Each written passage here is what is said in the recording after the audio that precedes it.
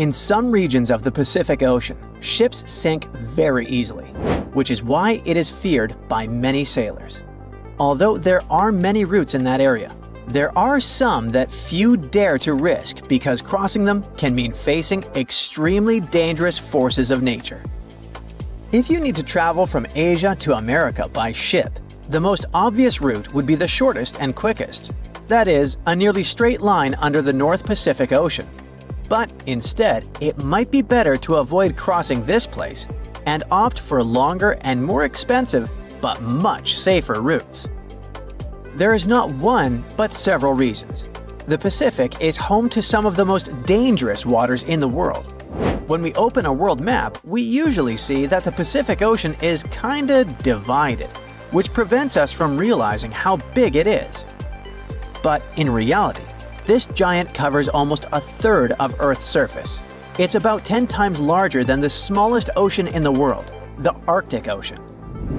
In other words, when crossing it, the chances of being cut off from any landmass are very high. And in cases of emergencies, mechanical failures, or even storms, help might take days or even weeks to arrive. This significantly increases the risk of serious accidents, the possibility of cargo loss, and, in more serious cases, something even worse. Now think about it. A ship journey from Santos, Brazil to Cape Town, South Africa covers a little more than 3,400 miles. To get from Callao, Peru to Shanghai, China, you need to travel around 10,000 miles. Another major problem that prevents sailors from crossing the Pacific is storm systems, whose name already indicates what they contain: unpredictable and therefore dangerous storms. In addition, near the equator, there is a chain of winds called trade winds that directly influence the climate in the tropical region and occasionally cause rain. Trade winds are strong and constant winds that act like a whirlwind that rotates without stopping. And although they are extremely important for nature, as they spread moisture through forests and even influence the formation of deserts, they pose a problem. Their intensity changes depending on the season. In winter, for example, they can be much stronger. And since these winds are responsible for moving the ocean waters, they also create strong sea currents that could make the journey much more dangerous. In 2015, researchers came across a series of extremely strong winter trade winds that caused a surge of short but intense waves in the Pacific Ocean. They observed that those waves began to hit the ship with constant force, as if they were repeatedly punching it. As a result, the hull structure was completely twisted and deformed. And in the end, they confirmed what they had already known. Those waves, caused by winter trade winds, could be a real threat to vessels. And by the way, do you remember that help in the middle of the Pacific can take a considerable amount of time to arrive? So, now there is much more than one reason behind the hostility of the winds. Such a large ocean doesn't have many geographical barriers, such as mountains or large islands. It means that there are no land structures around it that could hold back or slow down the winds and currents. So the trade winds and ocean currents have complete freedom to gain strength and speed. This explains why the Pacific is the scene of powerful storms and giant waves. This is different, for example, from the North Atlantic, where North America, Europe, and Africa help to contain and redirect the atmospheric and maritime systems. It is now very common for scientists to see the bottom of the Pacific Ocean as a giant jigsaw puzzle because it's literally full of moving pieces. It's home to the largest number of tectonic plates on the planet, and one of them, the Pacific Plate, is the largest maritime plate that science has ever identified. This particularity makes the region extremely unstable to earthquakes and volcanic eruptions. Even though the ocean may seem calm at first glance due to its geology, things can change very quickly. This makes it unpredictable and treacherous. For example, in 2022, the cargo ship 1 Apis was crossing the ocean, 1,600 miles northwest of Hawaii, when it was caught in a torrential storm. As a result, more than 1,800 containers were damaged, falling to the bottom of the sea. Hundreds more collapsed on the deck, turning into a real-life steel domino due to the force of the wind. The captain managed to steer the ship to Japan. The journey lasted about a week, and it was only when they got there that they understood the extent of the loss. But it wasn't just the one Apis. The following year, the ship Maersk Essen lost about 750 containers, while the Maersk Eindhoven lost more than 260. In both cases, the routes were bound for Asia. These three alone have already accounted for much more than the global annual average of containers lost at sea, which is about 1,382 per year. And the most curious thing is that these events happened in winter. Speaking of winter, it was in the winter of 2020 that the Pacific made history. Scientists recorded a 58-foot-high wave in the ocean, which is equivalent to the height of a 5 or even 6-story building. In general, a wave is considered giant or extreme when it's more than twice the height of the others around it. This one, however, was almost 3 times bigger than the rest.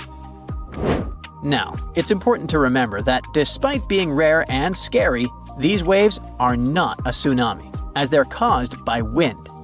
Tsunamis, on the other hand, usually occur after underwater earthquakes or volcanic eruptions.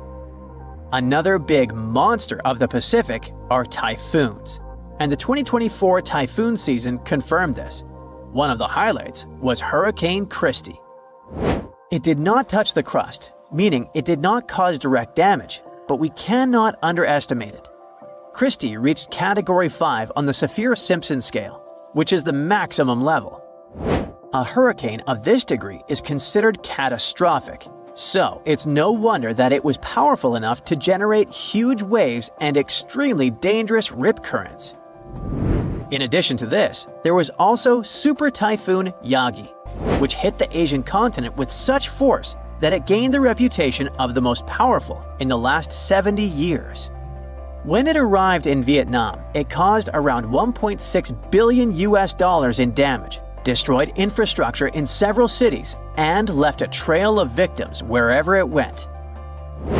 As if that weren't enough, the Pacific is also home to one of the most unstable regions on the planet, the famous Pacific Ring of Fire. It's a huge, crack-shaped area that's home to intense volcanic and seismic activity. It's the most tectonically active place in the world, as the plates of the Earth's crust are constantly moving there. They move apart and collide, or grind against each other, which causes the region to experience earthquakes and volcanic eruptions all the time. Seismographs record some type of tremor there every 5 minutes. This dangerous region is responsible for about 90% of the planet's earthquakes. So, 9 out of 10 tremors occur within this ring, which stretches across the northern Pacific. And the worst part is that it doesn't just affect North America or Asia. In 2023, tremors linked to the Ring of Fire were felt in several Latin American countries, such as Argentina, Chile, Ecuador, and Peru. There was a trail of destruction, and the lives of around 15 people were lost. There's no shortage of reasons for ships to avoid the shortest route across the Pacific and opt for longer routes.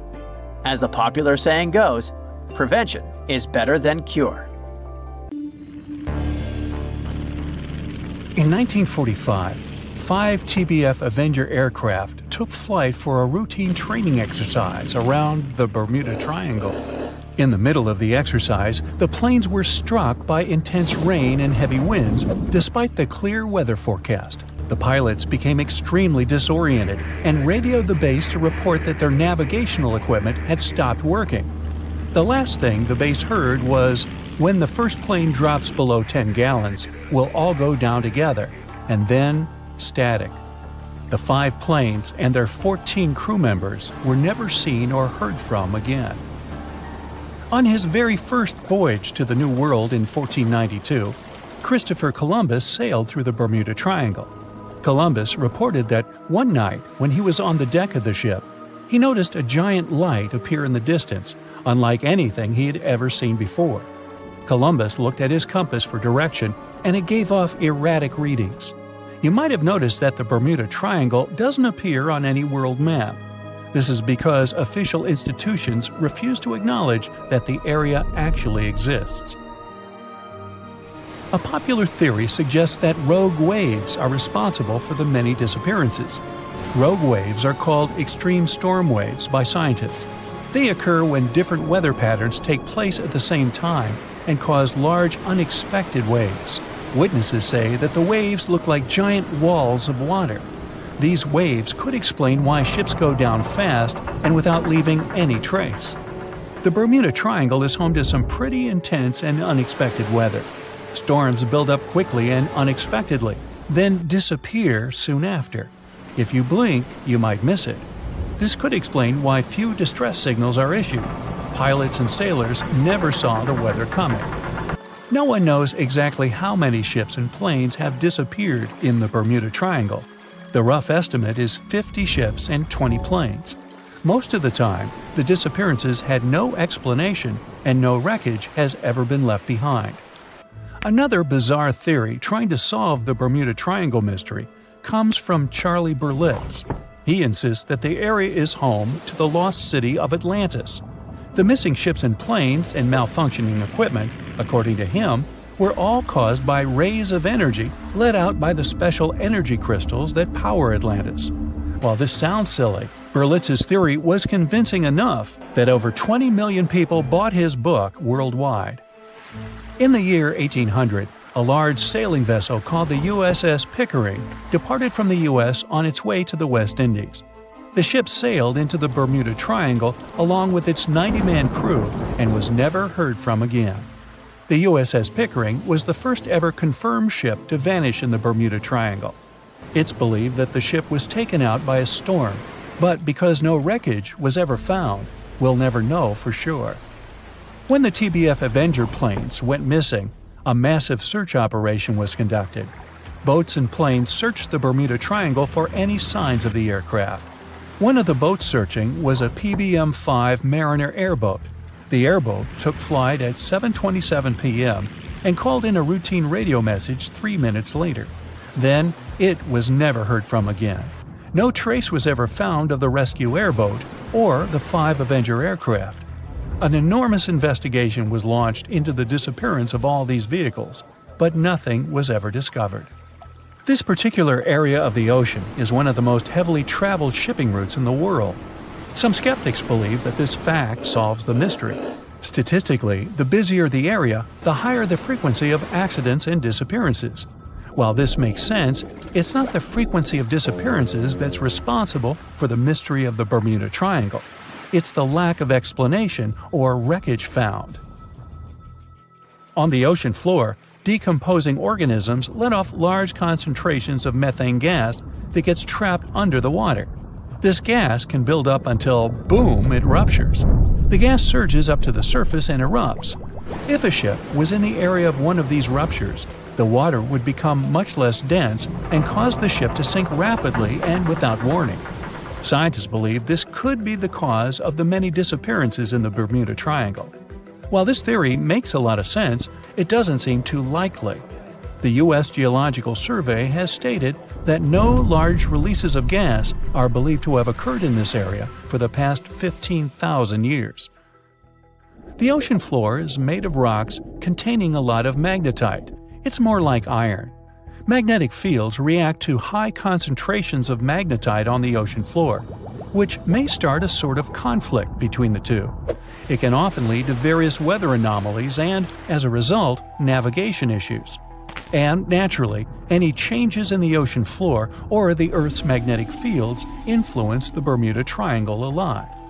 Since the magnetic field is constantly moving, it might be also taking the Bermuda Triangle with it. Now that people know where the triangle is, it's easy to avoid it. It supposedly moves eastward together with the magnetic poles, but scientists still can't answer where exactly it will be in a couple of years. Some people blame all the disasters on the extraterrestrial paranormal activity. Others suppose it's all about raging natural phenomena. There's another triangle in Lake Michigan. Just like the one near Bermuda, the Michigan Triangle got its shady reputation for some disappearances. The first recorded one dates back to 1679. A large vessel, one of the largest of that time, set out on an expedition, yet once it got in the sinister triangle, it never came back. Much later, an aircraft disappeared in this triangle. The skies are usually very clear there, but back in 1883, some people witnessed abnormal things in the area. Some claim to have seen large blocks of ice falling from the skies, and the crew even managed to save one as hard proof.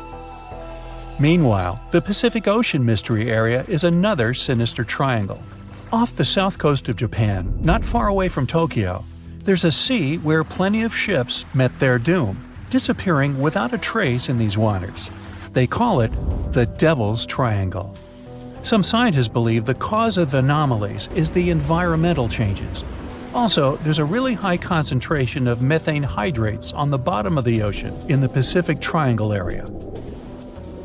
You're deviating from your original course and sailing in the wrong direction. There's the Caribbean Sea near the triangle, peppered with small islands. The seafloor here isn't deep. The ship can get in shallow waters. And now the ship is stuck on a shoal, and you have no idea where you are. If this were the 21st century, the ship's captain would be able to reach the shore using GPS and other modern navigation. But the most interesting thing is that the compass would work correctly this time, since the magnetic North Pole hasn't already coincided with the true one for a long time in the territory of the Bermuda Triangle. The agonic line is somewhere far away from here. There are no problems with navigation now, but for some reason, this is where ships disappear. In fact, not just here. Throughout the Atlantic Ocean, there are places where many more ships were gone. The Bermuda Triangle is not even in the top 10 of such places. One of the main reasons why many ships are lost here is that one of the most popular shipping routes in the Atlantic passes through the Bermuda Triangle. And the more ships in one place, the more shipwrecks. Simple probability. Then, it just starts getting weird. Other theories say that there's a space-time rift in this region. Ships and planes fall into this rift and end up in the past or the future. But for some reason, there's not a single proof of this myth. There's no reason to think that the rift is hidden somewhere here. The base of an extraterrestrial civilization is located in the Bermuda Triangle. Visitors from other galaxies steal sea vessels along with the crew, so no one finds the wreckage of the ships. This is also a popular myth that has no scientific justification. The Kraken lives somewhere in the triangle. It's a huge squid that sinks ships and also is a legend that sailors tell each other. However, gigantic squids live in the depths of the ocean. They can grow to the size of half a train car, but no cases have ever been recorded where they sunk a large vessel. And in the area of the Bermuda Triangle, they have never ever been seen. People in the past didn't know about the existence of these creatures, so when they saw them for the first time, they described them as huge, terrible monsters. Giant squids are some of the most elusive creatures on Earth, and scientists had to use sonar equipment to find them.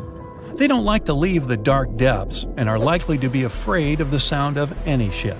So, that should squash the squid as a suspect.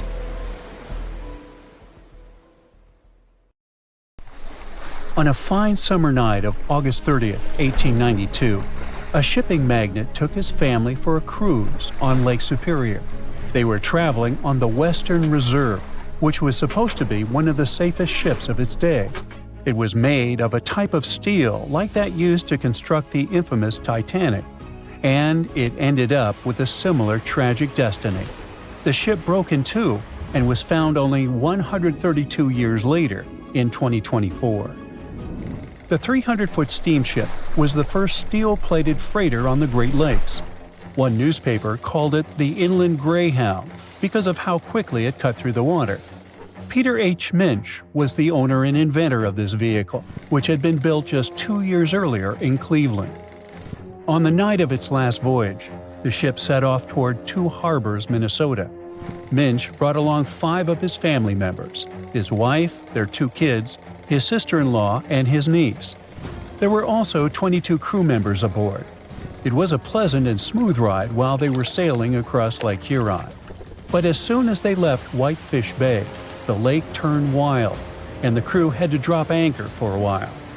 Later that evening, as they entered Lake Superior around 9 p.m., a fierce summer storm moved in with powerful winds and crashing waves. Then disaster. The ship began to split in two. Within just 10 minutes, the Western Reserve was completely underwater. Everyone managed to get into lifeboats. The Minch family, with some crew members, took the wooden one, and the remaining 10 people got into the metal one. But the storm was so brutal that the metal boats sank right away, and only a few made it into the other lifeboat. That second boat floated for the next 10 hours. A steamship passed by, but didn't notice or hear the people calling for help. Around 7 o'clock the next morning, the lifeboat got within a mile of shore near Deer Park, Michigan. They were so close to safety, but sadly, the lifeboat flipped too, and they all ended up in the freezing water. The only survivor of this tragedy was 24-year-old Harry Stewart, the ship's wheelsman. He swam a full mile through the freezing water and made it to shore, almost unconscious but alive. He later mentioned he survived only thanks to a heavy-knit, close-fitting pea jacket. The Western Reserve was lost for over 100 years until a couple of determined explorers finally tracked it down. They spent over 2 years searching non-stop for the wreck off Michigan's Upper Peninsula. Daryl and Dan Ertl found it using a side-scan sonar that looks half a mile out on each side. One day, they saw a tiny blip on the left side of the scan. It was small, but Daryl measured the shadow, noticed that it was about 40 feet tall, and realized it must be something important. So they turned back and scanned directly over the spot. They saw cargo hatches and the wreck that looked like the ship had snapped in two, with one half lying on top of the other in an almost impossible position.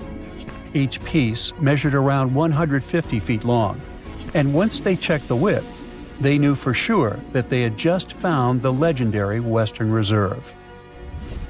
Historians are still not sure why the vessel, that was supposed to be unsinkable, suddenly snapped in half, but they have a few solid theories. One idea is something called hogging.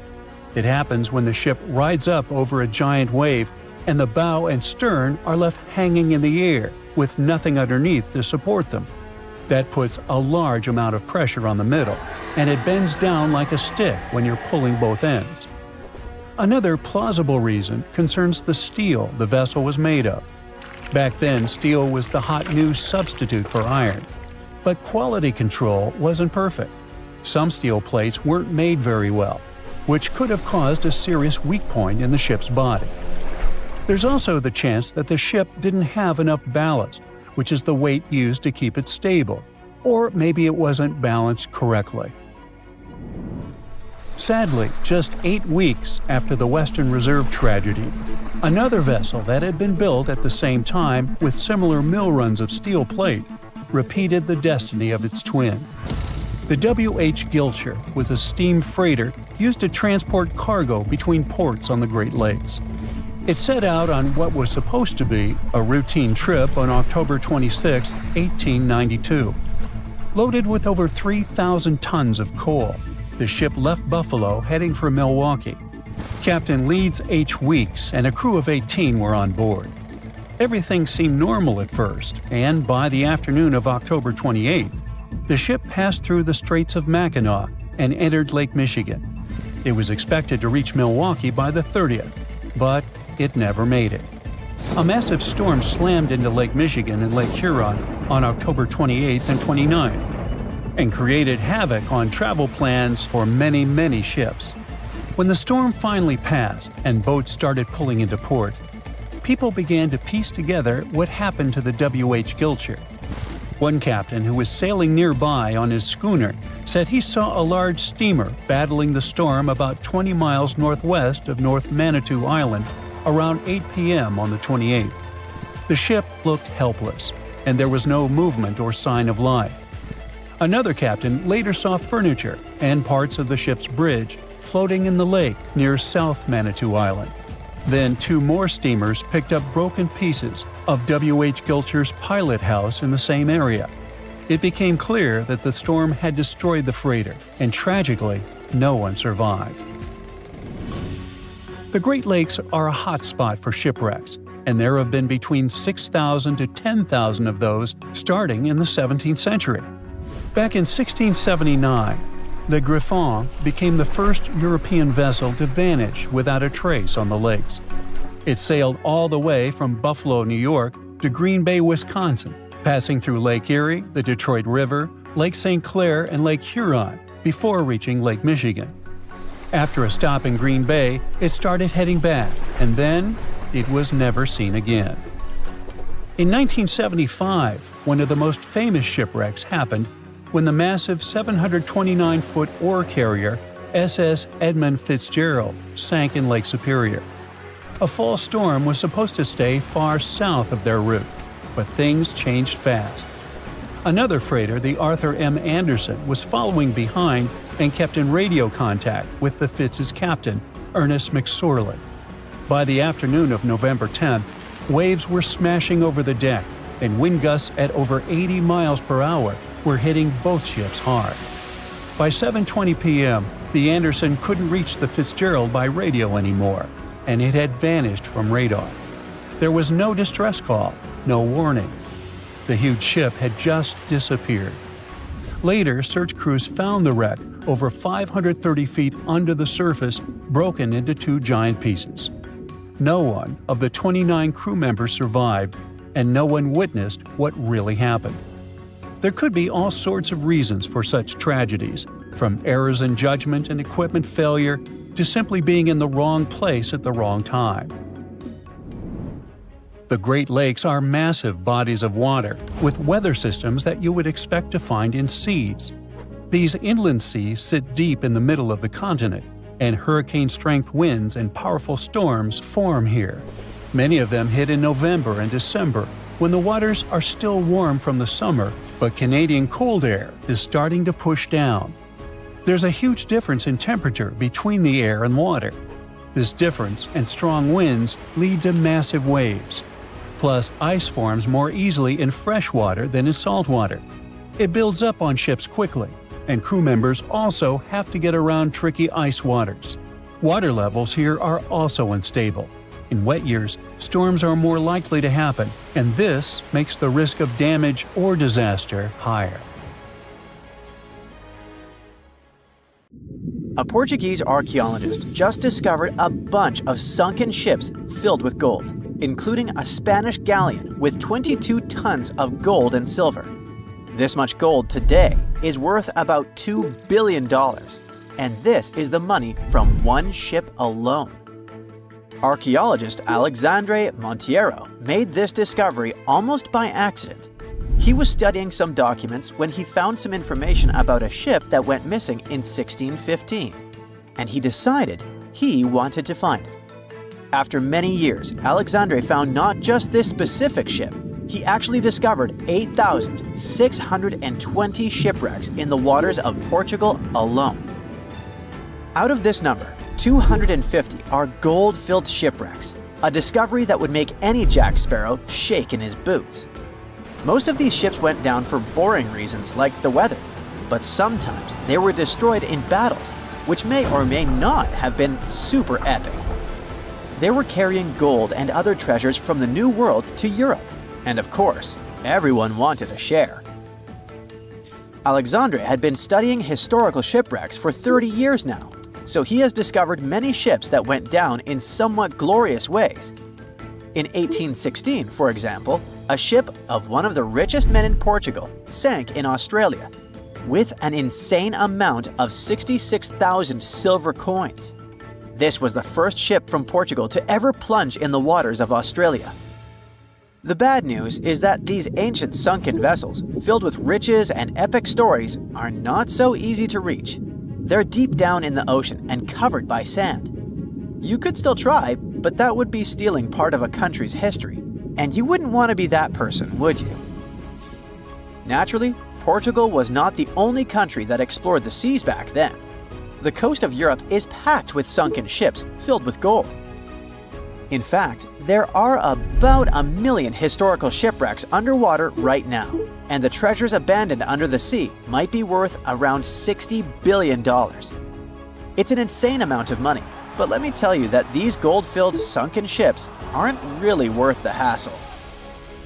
There are many stories of maritime treasure discoveries that turned into insane lawsuits and even long jail time.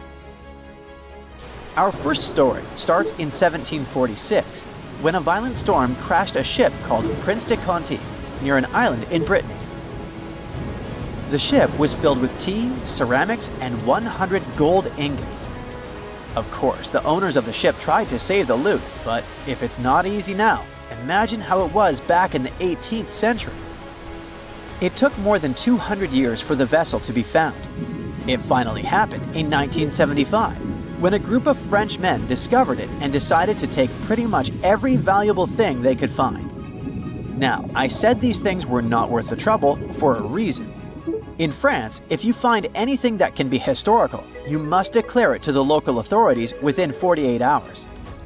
Fail to comply, and you will be committing something known as a crime. To be fair, our French friends here did declare their findings, but only the corroded cannons from the ship. And the gold? Well, they sold it. Obviously, because each gold bar is worth between $125,000 to $231,000. It took French authorities almost 50 years to retrieve the stolen gold, and they didn't retrieve all of it. Part of it was bought by an elderly couple living in Florida, and the crime is so serious they were charged for connection with money laundering, organized crime, and the trafficking of cultural goods. The poachers also sold some gold ingots to the British Museum collection. Now, let's go back to the 1850s, when a steamer called SS Central America traveled from Panama to California and back again. This was during the Californian Gold Rush, a time when 300,000 people moved to California to dig for gold. Because the travel route was not easy breezy, people needed to carry their gold around on big ships. This is where our friend SS Central America comes in. In 1857, the ship had 578 people on board and about 10 tons of gold. Very few survived, and around $100 to $150 million in gold went down with the ship. All of this explains why in 1988, a group of investors from Columbus decided to finance a research project to find this ship. The research was led by a guy named Tommy Thompson.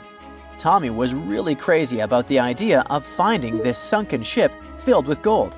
It took him years to find the exact location of the SS Central America, especially because the ship was 7,500 feet beneath the surface of the Atlantic Ocean, and retrieving it required a lot of fancy tech. A group of 161 investors paid for his adventure, but it goes without saying that they were not doing this out of love from their hearts. They invested $12.5 million in this project because they were expecting to earn at least 10 times more. But since life is not all sunshine and rainbows, 39 insurance companies sued the research team as soon as they retrieved the gold. Back when the ship was up and running, these companies insured the cargo of the SS Central America, and when the cargo was finally retrieved, more than 100 years later, they wanted to be compensated. They said it was not their job to retrieve it, but that doesn't mean they abandoned it. This crazy talk didn't stick, and 92% of the gold was given to the research team. The plot thickened when the investors were scammed by none other than Tommy Thompson, who fled with $4.16 million. He also had 500 gold coins, but he's not telling a soul where they are. Nonsense like this is the reason why most countries have rules to protect cultural properties. And yes, sometimes shipwrecks can be a cultural property. Obviously, there are many maritime treasure discoveries that happen without breaking any laws. The SS City of Cairo, for example, was a steamship that submerged in 1929 with 2,000 boxes of silver coins weighing 122 tons. A company called Deep Ocean Search retrieved the coins from a depth of 17,000 feet, which is 4,500 feet lower than the Titanic. £34 million went to the UK Treasury, and the deep ocean search also got a share. The good news here is that some of the coins can be bought by collectors, legally. Paying for a treasure is probably the closest you can get to an underwater archaeology find. I know, all I did was destroy your piracy dreams. But while raiding gold-filled shipwrecks may be a crime in most countries, or just financially impossible for us mere mortals, not all hope is lost. There is about $771 trillion worth of gold lying on the ocean floor, and it doesn't have an owner. It's like an underwater gold mine, except the gold is in the water. You know how the water of the ocean is salty? Well, the gold gets mixed with the minerals in the water, so it's not like you stumble upon a gold nugget on the beach. Each liter of ocean water has 13 billionths of a gram of gold, and it's very difficult to extract such tiny particles of gold from the water. But that doesn't mean people haven't tried, and of course, there's been a scam here too. In the 1890s, a guy claimed he had invented a thing that would suck gold from the seawater. When he got enough money, he fled the country with the cash. If you really want to get some gold, you could try to extract it from the Earth's core, which has 1.6 quadrillion tons of gold. There's 16 times more gold in the Earth's core than what humans have mined in the whole of history. No hoax involved here, because nobody has dared to go down there yet.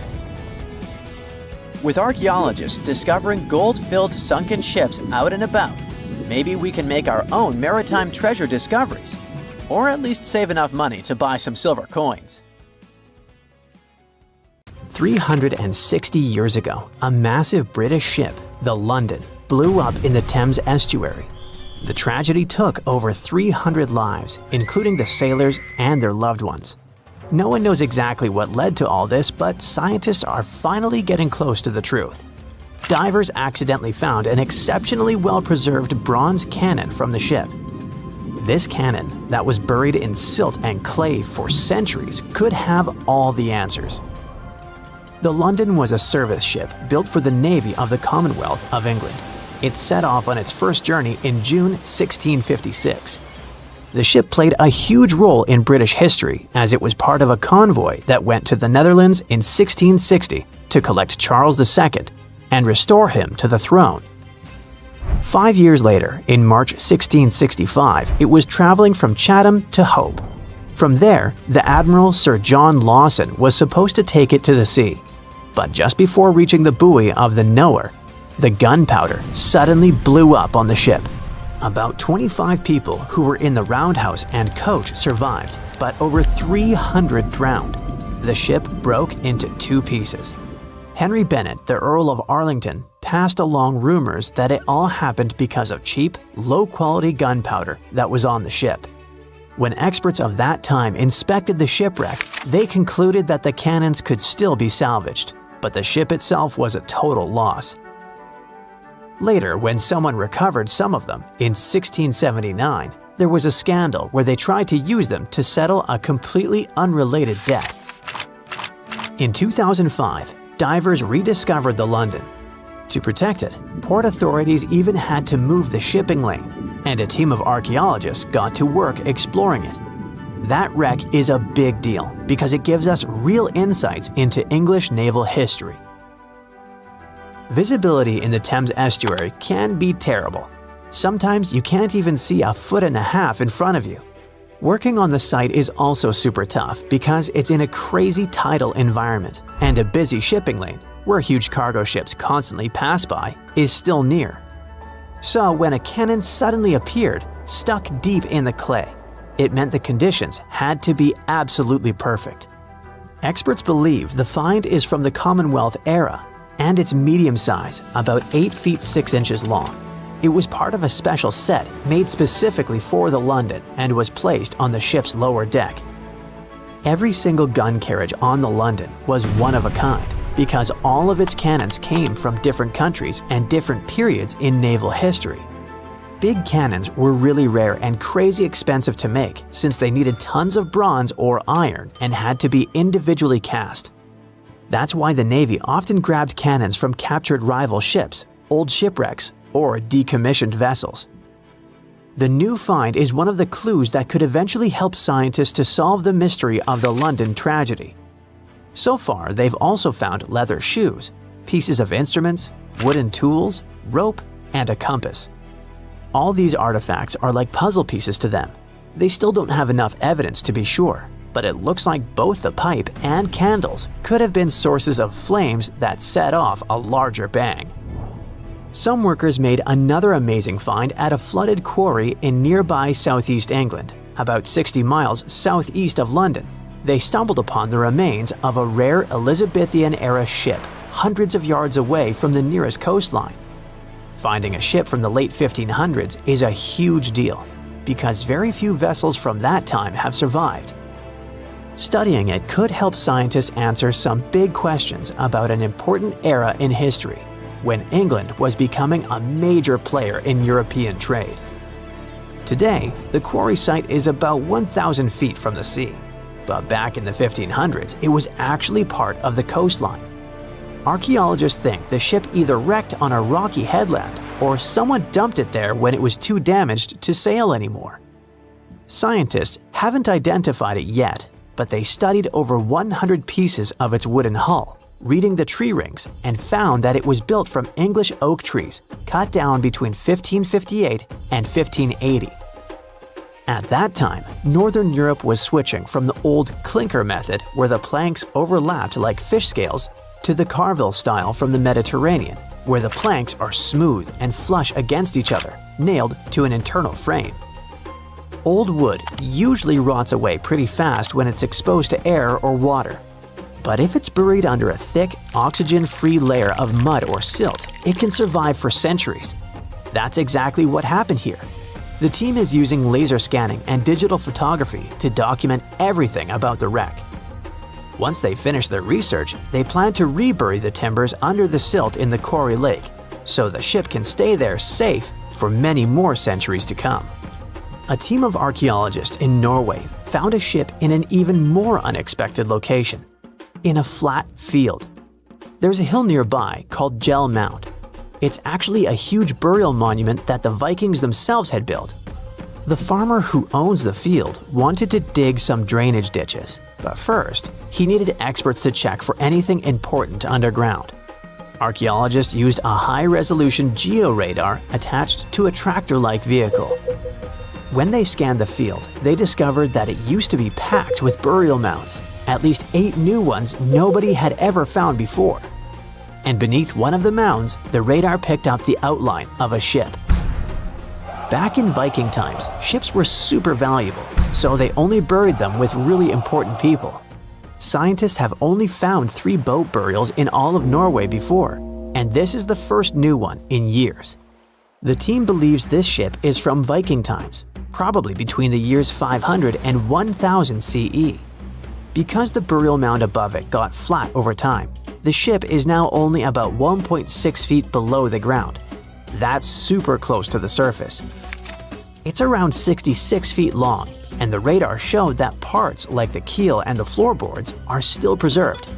The archaeologists plan to explore more using non-invasive tools so they don't wreck anything by accident. If they need to, they'll start an excavation. Far away from Norway in the Namibian desert, a miner looking for gems accidentally found a legendary shipwreck almost 500 years old. The workers called in an archaeologist to check it out, and they thought it must have been the remains of a Portuguese trading ship, the Bom Jesus, that had mysteriously vanished in the 1500s. The Bom Jesus had left Lisbon loaded with treasures, aiming for India. But somewhere along the southern tip of Africa, a brutal storm slammed it into the Namibian coast. The ship smashed into rocks, broke apart, and disappeared under the waves. When archaeologists explored the wreck, they found parts of the ship scattered across the shore and buried under thick sand, which actually saved the remains from rotting away. They even discovered treasure, over 40 tons of cargo that had spilled out of the captain's chest underwater when the hull broke. There were cannons, swords, fabrics, tools sailors used to navigate by the stars. And most impressive of all, 1,845 copper ingots, solid pieces of metal weighing 16 to 17 tons in total. Scientists could even read the old trademarks stamped on them, revealing they were made by a mega-rich German trading company. And then there was the real jackpot. More than 2,000 gold and silver coins from all over the world, Portugal, Venice, France, and the Moorish states, plus 105 giant elephant tusks weighing about 2 tons. The tusks were likely on their way to become luxury goods like jewelry and fine carvings. DNA tests later showed the ivory came from West African forest and savanna elephants.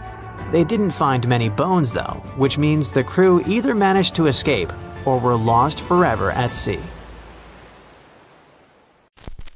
For years, the world's most valuable shipwreck was just a legend, until now. It has finally been found, and among the wreckage was a real treasure worth $1.1 billion. To understand this better, we need to go back to 1622. That year, the mighty Spanish galleon Nuestra Señora de Atocha set sail from Havana, packed with riches belonging both to King Philip IV of Spain and to the wealthy members of the crew. We're talking about gold, silver, copper, and emeralds from Colombia, Peru, Mexico, and Venezuela. The cargo was so large, totaling more than 40 tons, and so vast that it took 2 months to transport it to the ship. The ship was also packed with people. There were 265 people on board. At first, everything went well, but then came the Florida Straits and trouble. The crew found themselves lost in the night that was not only cold, but also stormy. And before long, they were facing a powerful hurricane. The wind tore the masts apart. Giant waves destroyed the rudder, and soon, the Atocha was sinking toward the darkness of the seabed. The disaster that night meant a huge loss of wealth for King Philip IV, but even worse was the loss of life. Of the original 265 crew members, only 5 survived. They managed to climb up the mizzen of the ship, the only part that remained above water. With all that treasure gone, the Spanish were quick to spring into action and devised a salvage operation. 5 ships were sent to recover the cargo. The plan seemed simple and easy. After all, the hatches were securely locked, so the treasure could still be there. But almost immediately, things went wrong. For example, one of the 5 ships ran aground before it could even begin its journey. In the end, the search dragged on for 60 years, and many factors contributed to the mission's failure. That may not seem so bad today, but back then, divers didn't have the technology or safety equipment that we have today. Exploring the seabed was risky, and more often than not, it led nowhere. While searching for the Atocha, the rescuers found traces of another vessel, the Santa Margarita, the Atocha's sister ship. Another hurricane passed through the region a month after the sinking. The seabed became a jigsaw puzzle with pieces of the ship scattered everywhere. The rescue mission became almost impossible. Over time, the Spanish managed to recover part of the Santa Margarita's cargo, but Atocha's treasure seemed lost forever. Even so, no one forgot that story. Then in 1969, more than 300 years after the sinking, everything began to change. An experienced deep-sea diver, Mel Fisher, stepped in and decided to rewrite history. Mel had already spent a big part of his life at the bottom of the sea. He and his wife even ran a diving school in California. So, Mel gathered his family and moved to the other side of the country. He led a new team of hunters whose mission was clear: to find the lost treasure of the legendary Atocha. They had little more than a boat, some diving equipment, and metal detectors, but that was enough to get them started. They focused on a region called the Matacumbe Keys, mentioned in several 17th century documents. In the first year, they traveled more than 100,000 miles but found absolutely nothing. It seemed like an impossible dream. But Mel still had a card up his sleeve. Eugene Lyon, a historian who would change the course of the search. Eugene delved into the Spanish archives in search of clues about the shipwreck. It was there that he found an important document that mentioned a group of people trying to save it. On the last page, it was mentioned that an area 100 miles from where Mel was searching had been the scene of the main exploration. This little piece of information was the needle in the haystack they needed. They rerouted the ship and soon arrived at the new location. But there was a challenge. That part of the ocean was deeper and the visibility there was almost zero. It was difficult to see your own hands. However, Mel knew how to deal with the adversities of diving and came up with a simple and brilliant solution. He installed 2 large tubes on the boat called letterboxes. Those tubes could be lowered in front of the propellers. The idea was ingenious. They sucked clean water from the surface and directed it to the bottom of the sea, exactly where the divers were. This technique not only cleared the murky water, but also helped to reveal objects that had been hidden for centuries. And still, the search took 16 years. During that time, Fisher found many lost items. Then, in 1971, they discovered a huge anchor. This was the first clue that they were close to finding the Atocha. In the following days, more objects appeared. Cups, swords, and ancient nails turned up. To keep everything organized, the team created a circular map. On it, they marked the exact location of each item they found. They also used radio transmitters on land and a receiver on the boat, which allowed them to know precisely where they were.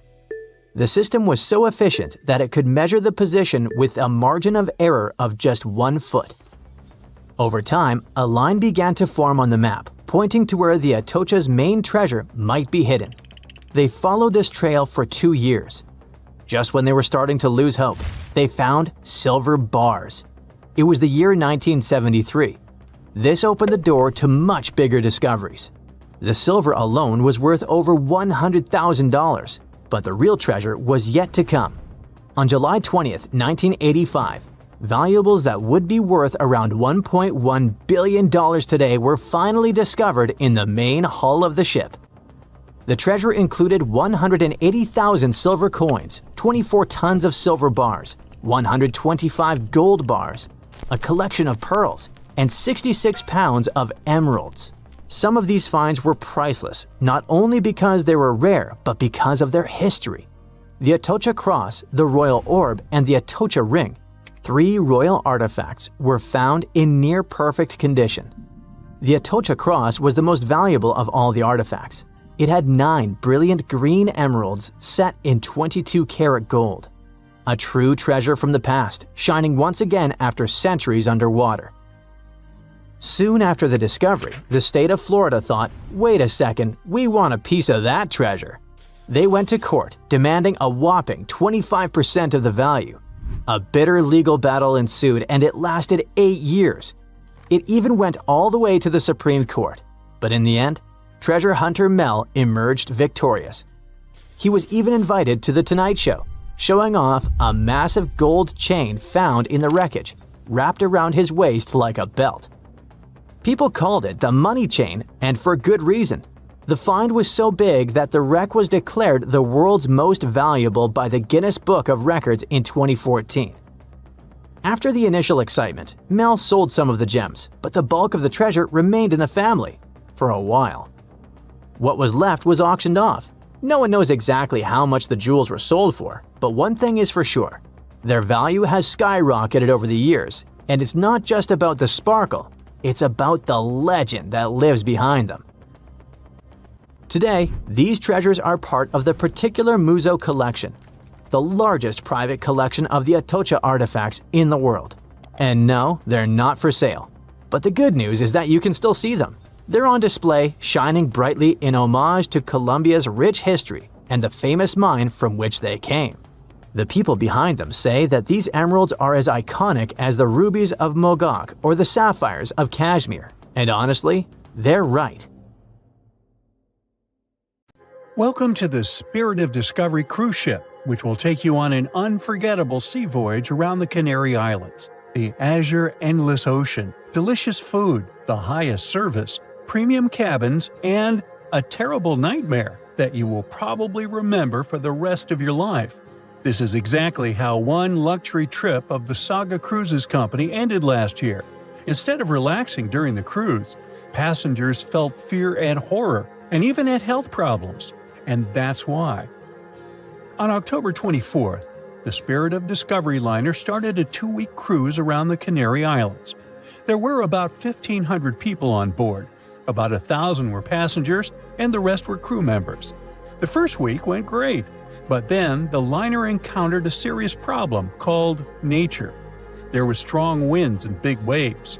The captain decided to return to the UK ahead of time, but the decision was made too late. The ship was caught in a severe storm in the Bay of Biscay. A powerful wind with a force of 11 points hit the vessel. To make it easier for you to understand, the 11-point wind is able to tear out trees together with roots, destroy residential buildings, and plunge entire cities into chaos. Such a storm is rare, but Spirit of Discovery was unlucky enough to get into its epicenter. 11 points is the penultimate place on the Beaufort scale, which determines the wind rating. The most powerful storm has 12 points, and this is a hurricane. The wind reached the speed of 65 miles per hour, which is about the same as the average speed of a car on a highway. Not only did it push the Spirit of Discovery, but it also raised huge waves 25 feet high. Just imagine a wall of water the height of a 3-story building collapsing on a lone ocean liner. At that moment, the captain sent a message to all the passengers through the cabin speakers so that no one left their place. And his voice sounded worried enough. All the passengers had to lie down and hold on tight. According to the witnesses' words, the ship remained caught in the storm for about 15 hours. They held on with all their might so as not to crash into the walls and floor. All this time, tables were flying around the ship, dishes were breaking, furniture was moving all over the cabins. The waves smashed windows, partitions, and doors. Some people were knocked down because they couldn't hold on for so long. The storm hurled the passengers from ceiling to floor, from wall to wall. The ship's crew turned the dining room into a medical area to provide assistance to those who had been hurt. Despite the difficult and terrible conditions, the ship's team did a great job. They regularly informed passengers about the current situation and tried to calm everyone down. There was no panic and chaos on board. When the storm finally ended, the ship continued its journey and finally reached land, where medics urgently evacuated 8 passengers to the hospital. One of them was never able to survive this storm. It's good the ship didn't meet a rogue wave during the storm. This is a natural phenomenon that can appear during a storm and even in still water. It's a giant wave with a height of 60 feet. Like a 6-story house, it collapses onto a ship with incredible speed and capsizes it. And then the wave suddenly disappears. This is no joke. A similar wave has been recorded in the Gulf Stream off of Charleston, South Carolina. It's scary to get in its way. Now, let's go back to the past to remember one of the most terrible maritime tragedies. No, we're not talking about the Titanic. We'll talk about the Greek liner Laconia, which set sail from the English port of Southampton on December 19, 1963, with more than 600 people on board. However, just 3 days later, a terrible tragedy happened to the ship in the boundless waters of the Atlantic. At 11 p.m., in the barbershop hall, an electrical malfunction occurred. The problem led to a fire, which quickly spread to other rooms. The crew couldn't cope with it, since the fire was spreading too fast.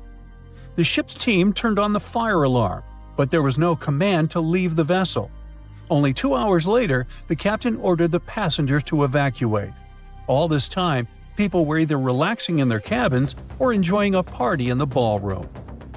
The crew was probably trying to put out the fire without causing panic. However, when the situation became critical, the evacuation began. People panicked and ran to the lifeboats, but many didn't manage to get inside. One of them was John Morris. He survived this catastrophe and shared his memories of how he put his family in a lifeboat while he stayed on board the ship. He didn't even have a life jacket. Since there was nowhere to go, the ship's crew opened a bar so that people could relax a little. However, at that moment, boilers began to explode inside the ship, and it became clear the vessel wouldn't stay afloat for too long. John Morris decided to jump into the water right in his tuxedo. As soon as he was overboard, he grabbed onto a piece of wooden deck cargo and swam as far away from the ship as he could. The giant liner could sink at any moment, and when such a huge object goes down to the seabed, it forms a water funnel that pulls along everything around. Rescuers arrived at the scene sometime later.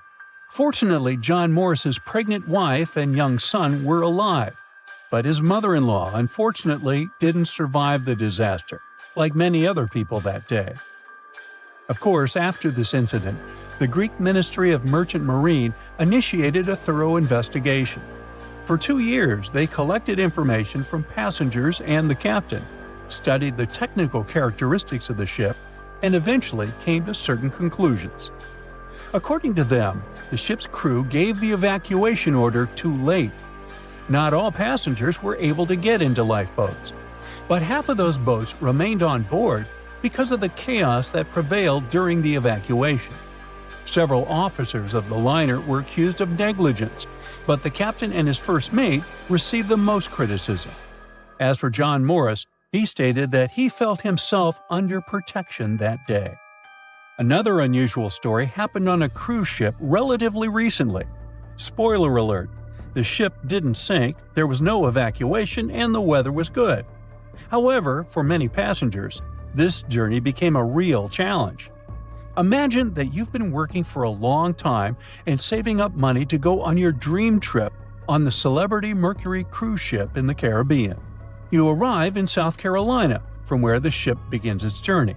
You get on board, looking forward to a week's rest. At first, everything is fine. People are having fun, chefs are cooking delicious dishes, and beautiful daytime landscapes turn into night parties. But then suddenly, many passengers start throwing up. Someone is in a hurry to go to the toilet, and someone stays and vomits right in the halls. The cruise turns into chaos. More and more people feel terrible because of unknown poisoning. You also visited the restaurant and eaten seafood, but fortunately, the disease has avoided you, which can't be said for more than 400 other passengers. Almost every 1 in 4 people on board face gastrointestinal problems.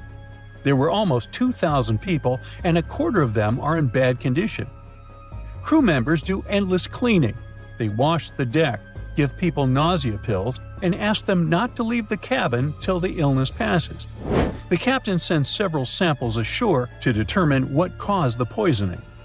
Unfortunately, the cruise is already ruined, and all the passengers have unpleasant memories. So the company organizing the trip issues certificates that can be used on future cruises. It's not the most pleasant experience, but it's still better than nothing. Now, imagine if, instead of just feeling sick, people got infected with some kind of bacterium that would turn them into zombies. It would be much more exciting and scary. Now, do you think you could survive on such a ship full of zombies? And how would you do that? Tell me about it in the comments. The year was 1865. It was a boom of migration worldwide, with novel places discovered and new settlements created. Without planes like we have now, a ship was the only way to escape from the old life and journey towards a new, hopefully brighter future. So, a voyage like that was quite a regular thing to do. More than 500 immigrants safely reached Queensland, and the ship was supposed to head back to London sometime later.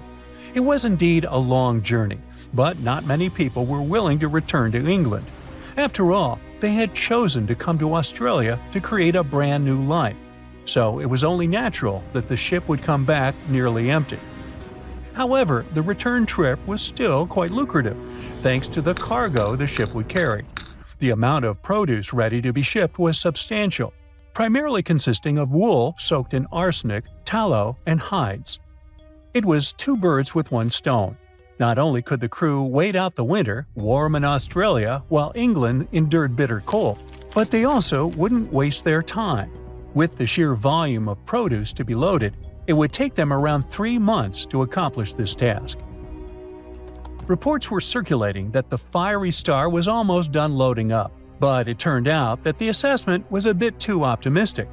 To pass the time, Captain Ewell thought it would be a good idea to reach out to the Acclimatization Society and offer to help transport any animals they wanted to send to England on the Fiery Star. He already had some emus and kangaroos on board, but there was still room. The society held a vote, and they were totally on board, pun intended, with Captain Ewell's idea. They figured sending some taligalas would be a great plan. Even though a few of these birds were already in England, the French Society needed a couple, and they could get them shipped there through England. Little did the crew know that all this cargo, all the produce they were willing to sell in England, would ultimately lead to the ship's destruction. Not only was the Fiery Star lost, but most of the people on board did not survive to complete the voyage. March 23rd. That was the day when the ship manifest was finally published. A manifest is a list that details the cargo, passengers, and crew of a ship, plane, or vehicle, primarily for customs officials. This document helps those involved in the transport verify that everyone and everything that was loaded is still on board when the vehicle reaches its destination. Once it's published, it means the ship is almost ready to depart. There were 3 possible ways of passenger accommodation. First, there was the saloon, the antiquated name for first class. Next, there was the second cabin, which is, logically, second class. Finally, there was the steerage, the cheapest form of passenger accommodation on a ship. Back in the 19th and early 20th centuries, many people traveled from their homelands, often to North America and Australia, looking for a fresh start. Most of them were poor and had limited funds for travel.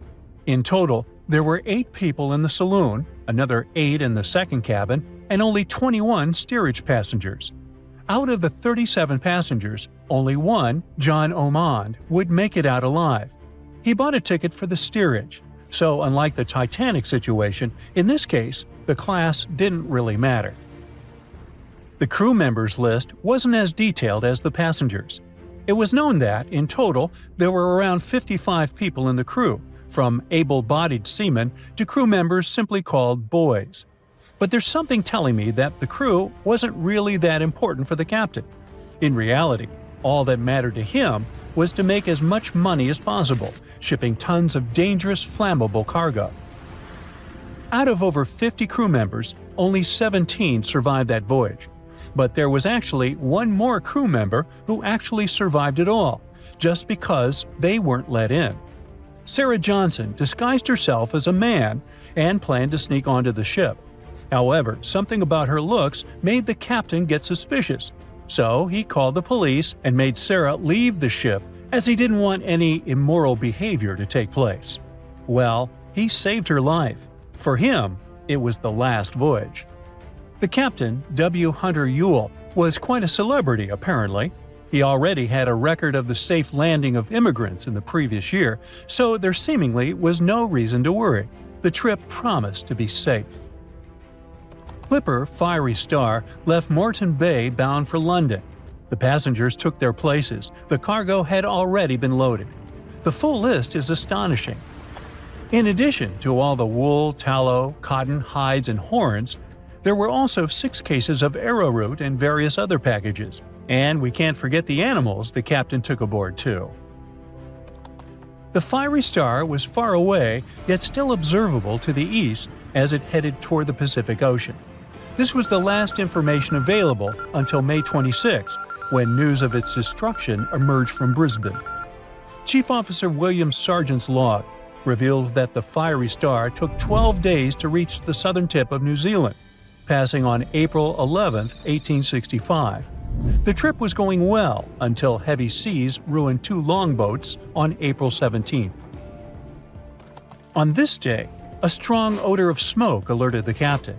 When he checked, he found the lower hold completely filled with smoke from a fire fueled by the ship's flammable cargo. The hatches were quickly closed to try to contain the flames, but by the next day, the heat and toxic smoke had forced passengers out of their cabins. George Maber was one of the lucky survivors.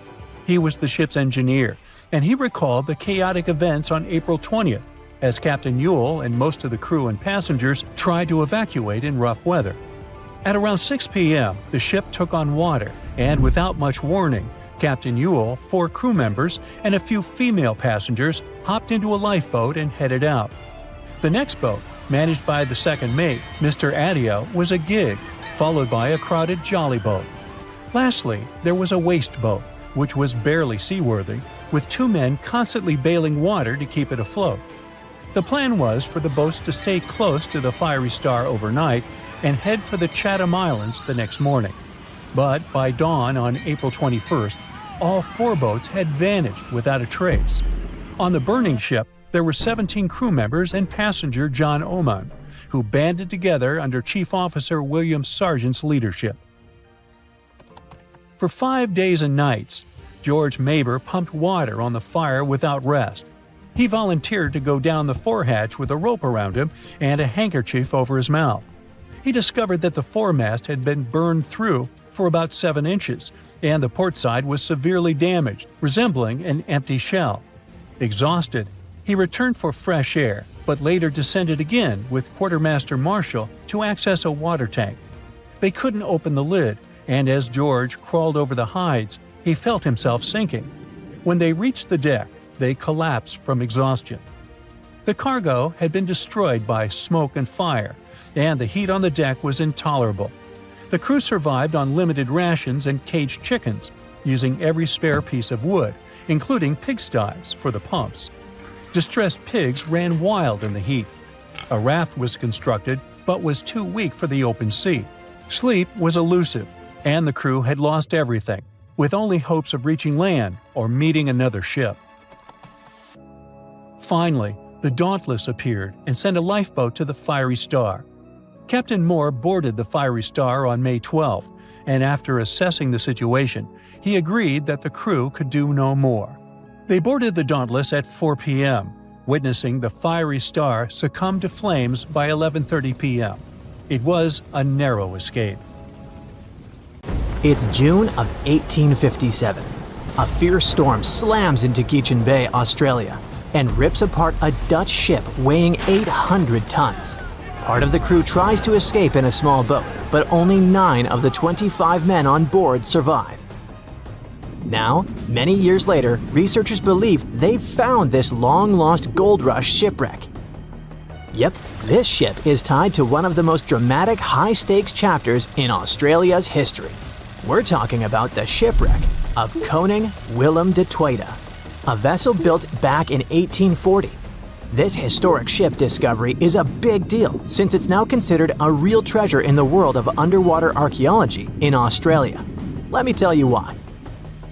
By the middle of the 19th century, Dutch ships were carrying not just goods, but also people from Asia who were hoping to start a new life in Australia. And they were all chasing one thing: gold. Yep, the precious metal was discovered in Australia in 1851. Well, officially at least. It was actually found a few years earlier, but let's just say the authorities decided to keep that little detail away from the newspapers.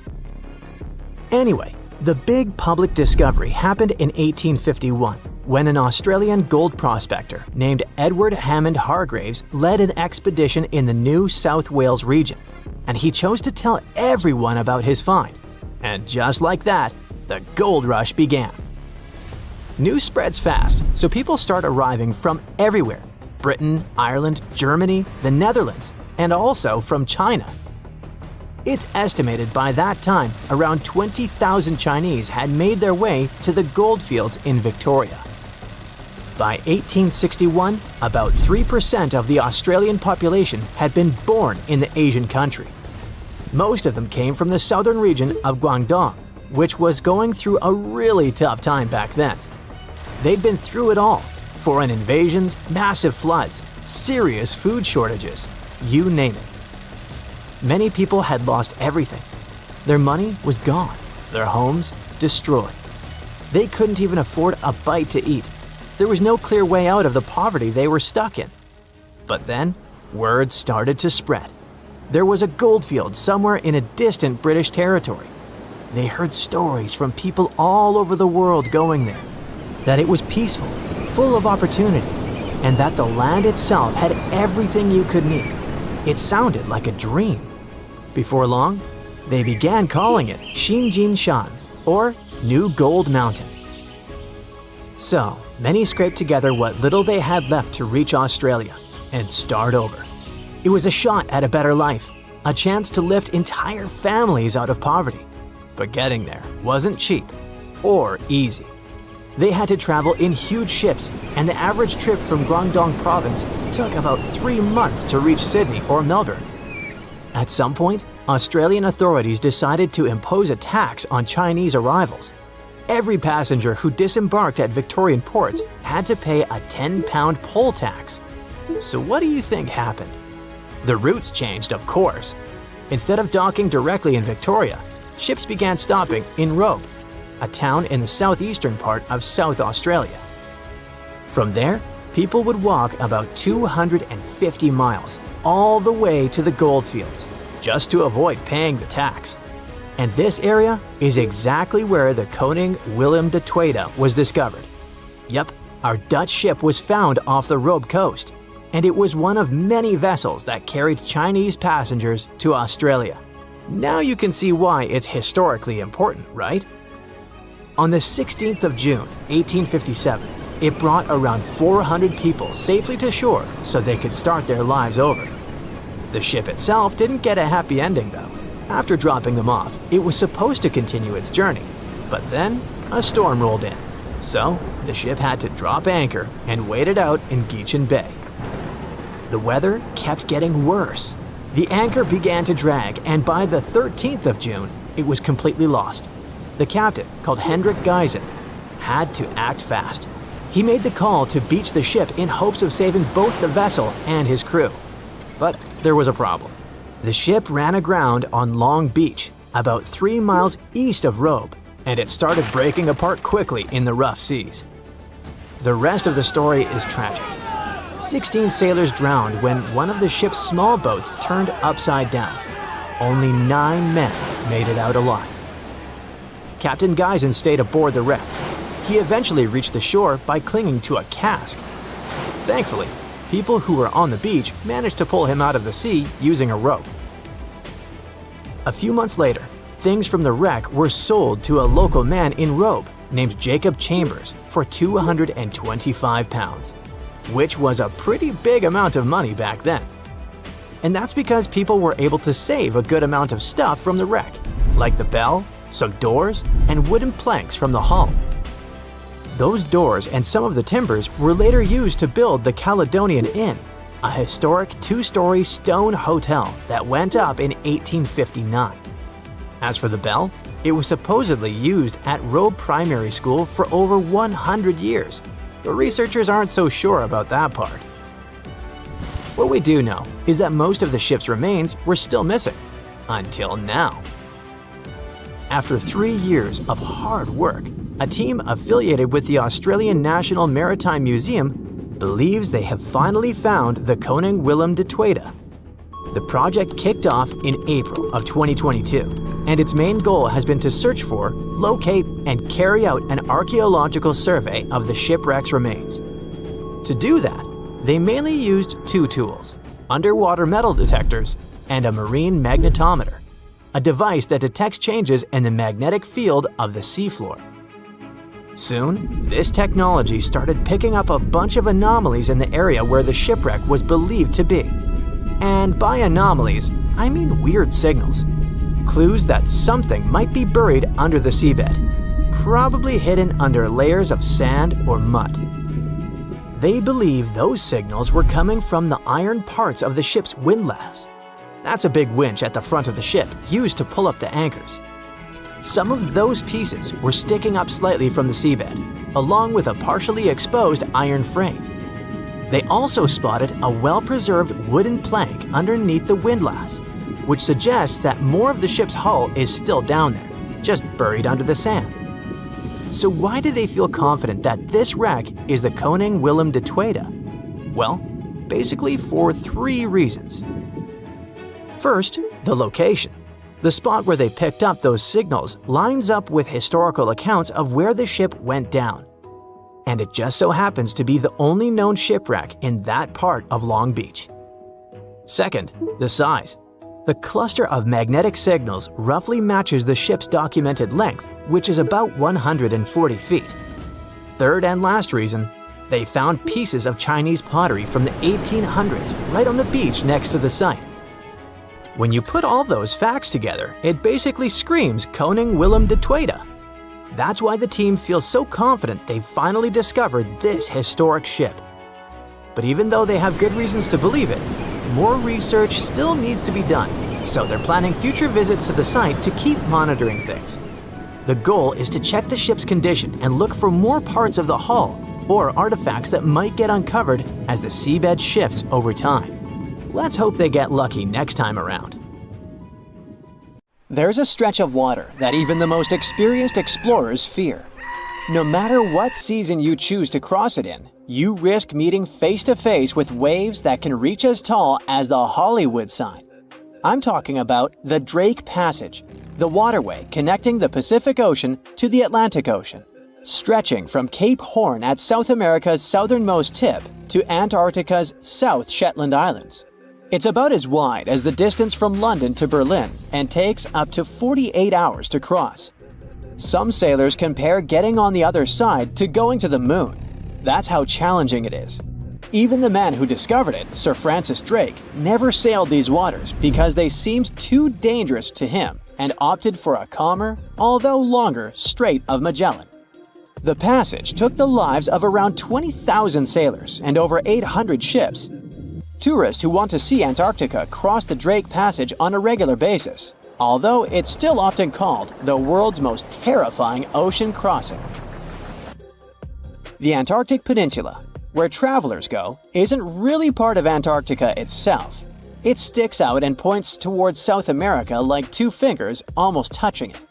The water gets squeezed between these two land masses, making strong ocean currents. The passage is part of the Antarctic Circumpolar Current, the largest ocean current on Earth. The water rushes through the passage at a speed between 95 and 150 million cubic meters per second, which makes it rougher. And then there are winds that usually blow from west to east and are very strong between 40 and 60 degrees latitude. That's why those areas are called the Roaring Forties, Furious 50s, and Screaming 60s. Land slows down winds, which is why storms hitting Ireland and the UK get weaker as they move east. But Drake's latitude is the only place where winds can blow all around the Earth without being stopped by land. So they keep getting faster. These strong winds turn into huge waves that can hit ships really hard, normally around 13 to 16 feet tall. They're much higher than waves in the Atlantic. Drake Passage also has underwater mountains that you can't see. The huge current squeezes through this narrow passage and causes waves to crash against these mountains underwater. These internal waves create whirls that bring cold water up from the deep ocean. So it's not just rough on the surface, the water is wild all the way down. The first sailor managed to sail around Cape Horn and through the Drake Passage in 1616. It was a Dutch navigator, Willem Schouten, in 1616. But the most famous attempt to cross it was undertaken by Sir Ernest Henry Shackleton on his ship named Endurance. He and 27 of his men set off from South Georgia, aiming to reach Vassal Bay in Antarctica. But things didn't go as planned. On January 19, 1915, their ship got stuck in the ice. And by October, it began to sink. They camped on floating ice for 2 months before sailing lifeboats to a remote, icy place called Elephant Island. Shackleton and 5 men made a risky journey to South Georgia to get help. It took them 15 days to cross Drake Passage with hurricane winds. Finally, they arrived safely and organized a rescue for the rest of their crew. Scientists found the shipwreck of Endurance only in 2022, 10,000 feet below the water. In December of 2019, 6 fearless athletes decided to cross the Drake Passage by rowing a boat for the first time in history. It took them 12 days of non-stop rowing with a 90-minute rotation of rowers. They managed to do it, and it was probably the hardest possible way to cross the passage. The athletes mentioned it was cold, wet, and dirty, and the waves hit them like walls. The weather in the Drake Passage changes a lot, but ship captains can always see it coming and change their path. They will move the departure time to have a safety margin and not to get stuck in the middle of the passage in the worst possible conditions. Sometimes, the journey will be smooth and calm, and they call it Drake Lake. Other times, people on the ship will feel rough waves, which is called Drake Shake. Some experienced captains who often cross the passage say that the Drake Lake effect happens once in every 10 crossings, and they see the Drake Shake once or twice in every 10 journeys. A schooner or a kayak will probably not survive the journey among giant waves, but modest vessels and cruise ships have sturdy hulls and advanced stabilizing mechanisms. So, the journey isn't that dangerous anymore, but still, it's quite an adventure, especially if you're seasick. If you don't feel like risking it but want to travel from the Pacific Ocean to the Atlantic Ocean by water the fast way, the Panama Canal is waiting for you. People first started thinking about making a water path across Panama in the 16th century. Back then, a Spanish explorer found out that only a thin piece of land separated the two oceans. But it seemed impossible to build it because of the mountains and thick jungle, so the idea had to wait a couple of centuries. Finally, in 1880, France, led by the man who built the Suez Canal in Egypt, tried to make the canal. But the people who started the construction soon found out it was much harder than it looked on a map. The land in Panama was one of the toughest and most dangerous places to dig a big waterway. Workers had to literally move huge mountains in a jungle full of snakes, where it was really hot and rainy. During the wet season, heavy rain turned rivers into wild rapids and soaked the workers. Sometimes, they didn't see the sun for 2 weeks, and their clothes stayed wet all the time. Big rocks were falling, and tiny mosquitoes that carried malaria made people very sick. And then, an earthquake happened on top of everything. They were losing thousands of people. That's why France decided to abandon the project after 7 years.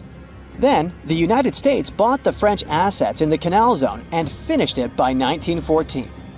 It cost the US around $375 million. The 50-mile-long passage of water saves ships traveling between New York and San Francisco 7,872 miles. Around 14,000 ships use it every year and pay around $1.8 million in tolls. So it looks like it all paid off. Another challenging waterway in this part of the world is the Amazon River. It's around 4,300 miles long and flows through 3 countries with over 30 million people living in its basin. But there isn't a single bridge across it.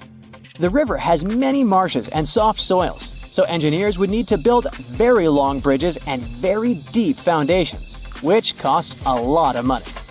Building bridges over deep water is tough, but in other places in the world, engineers can use things like floating platforms to help.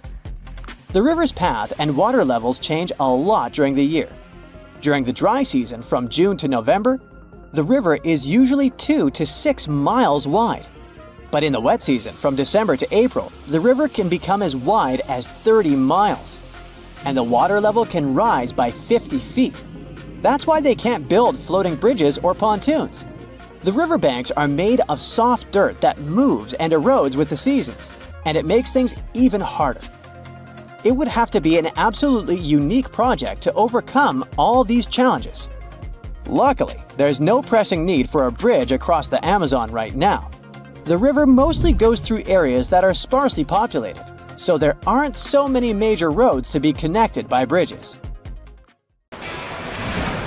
Ah, cruise ships. Amazing views, exotic destinations. What more could you ask for? While cruising on a megaship is usually super safe, it's good to know some of the secret codes they use on board. One of the scariest things you might hear is Code Red. That means there's a virus running rampant on the ship, and they need to do a serious deep clean. Sick passengers are stuck in their cabins until further notice. But the only announcement that might give you chills is Operation Rising Star, which means a passenger has passed away. On a lighter note, Operation Bright Star not to be confused with bright side, refers to a less critical medical emergency. If you hear PVI, that stands for a public vomiting incident. Yep, you heard that right. Some cruise lines have their own versions of this and just yell Purell, Purell, Purell to get the crew moving.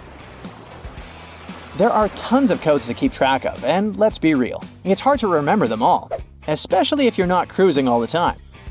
So, here's a quick tip. If there's a fire or other emergency, you'll hear a general alarm bell. That means 7 or more short blasts of the ship's whistle, followed by one long blast. That's your cue to head to the muster station. Cruise ships are packed with unexpected features that many folks, especially first-timers, might not realize. Some of these floating hotels are massive, almost like small cities. While it's pretty easy to get the hang of all the fun stuff, think water parks, tattoo shops, and tons of dining options, there's also a whole hidden world below the decks that remains a bit of a mystery. So in most cases, there's a morgue, which makes sense as you never know when you hear Operation Rising Star. With millions of passengers cruising every year, it's sadly not uncommon for people to pass away on board. Because of this, many ships are equipped with a morgue and extra body bags just in case. Usually found on the lowest deck, the morgue is a small, stainless steel room that can hold anywhere from 2 to 10 bodies, depending on the ship's size. If someone dies, the ship's staff will alert the authorities back on land. A medical team will check things out and then move the body to the morgue until arrangements can be made. Typically, the body is taken off at the next port, but sometimes it stays on board until the cruise wraps up. Okay, and what if there's a real criminal aboard? Spoiler alert, you won't find any police on a cruise ship, but most of them still have a small jail, often called the brig. If passengers get a bit too rowdy and breach the cruise line's rules, the security team might just lock them up for a while. Yeah, it's not an official jail, it's more like a detention center. Cruise ships are fantastic for socializing, but sometimes you just want a quiet spot to relax and recharge. Luckily, there are plenty of secret hideaways on even the biggest ships where you can find your peace and soak in the views. To start, aim for the forward or aft ends of the ship. These areas are usually less crowded. You'll find cozy deck chairs, hot tubs, and maybe even the space to yourself. Check out the ship's daily schedule to spot activity-free lounges. For instance, the observation lounge might be empty during certain hours, and many ship libraries are perfect for a peaceful nap. On Seabourn, try the aft pool and hot tubs on Deck 5 for serene ocean views. Carnival ships have hidden forward decks where you can enjoy captain-like vistas. Royal Caribbean's Oasis-class ships have a track area at the back where you can relax while watching joggers. Viking's Explorer's Lounge has a quiet second level that's often overlooked. Disney Magic and Wonder have a little-known lookout on Deck 7. While Silversea's Silver Origin features a stargazing platform perfect for night sky watching. Royal Caribbean's helipads and Carnival's Deck 5 Lanai hot tubs are also great gems for some sunshine and tranquility. Now, when you think of pirates, images of Captain Jack Sparrow likely come to mind. Sure, there was media hype around Somali pirates, but are they still a problem? Not exactly. But even so, passengers on cruise ships traveling through high-risk areas near the Horn of Africa can be briefed on what to do if pirates attack. To keep things safe, outdoor activities must be shut down after dark. Cabin lights are better to be dimmed, and passengers are normally told to stay inside their rooms if warned of a potential attack. Despite this, the risk to cruise ships remains low. There's never been a successful attack on one. Anyway, experts admit that it's quite challenging to identify threats in these vast waters.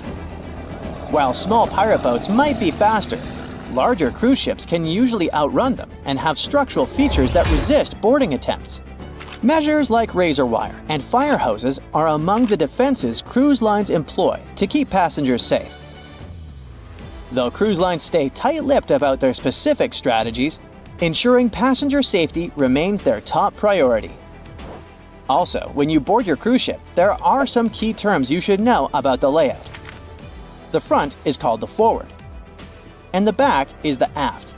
You'll find staterooms on both sides and in between, each with its own perks. Forward staterooms offer fantastic views, letting you enjoy the scenery just like the captain at the bridge as you sail into port. These rooms often have a bit more space thanks to the ship's angled shape. However, keep in mind that they experience more motion from winds and waves, which some cruisers love. While forward verandas are rare and can be windswept, the ocean view staterooms here often feature bigger windows for amazing vistas.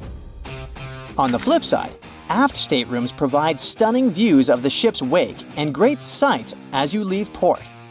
These rooms also typically have larger verandas, sometimes L-shaped, perfect for relaxing. Many dining options are also found towards the aft, making mealtime convenient. Just know that these rooms can be a bit further from elevators, requiring some extra walking.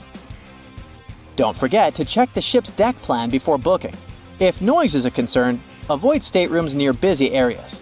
And finally, higher decks are usually pricier but offer better views and access to pool decks. Hey, you know how I-95 is one of the most crowded highways in the US? Well, there's also an I-95 on cruise ships, but it's just a hallway. This I-95 is down on Deck 0, and that's where the crew is hustling away under your feet.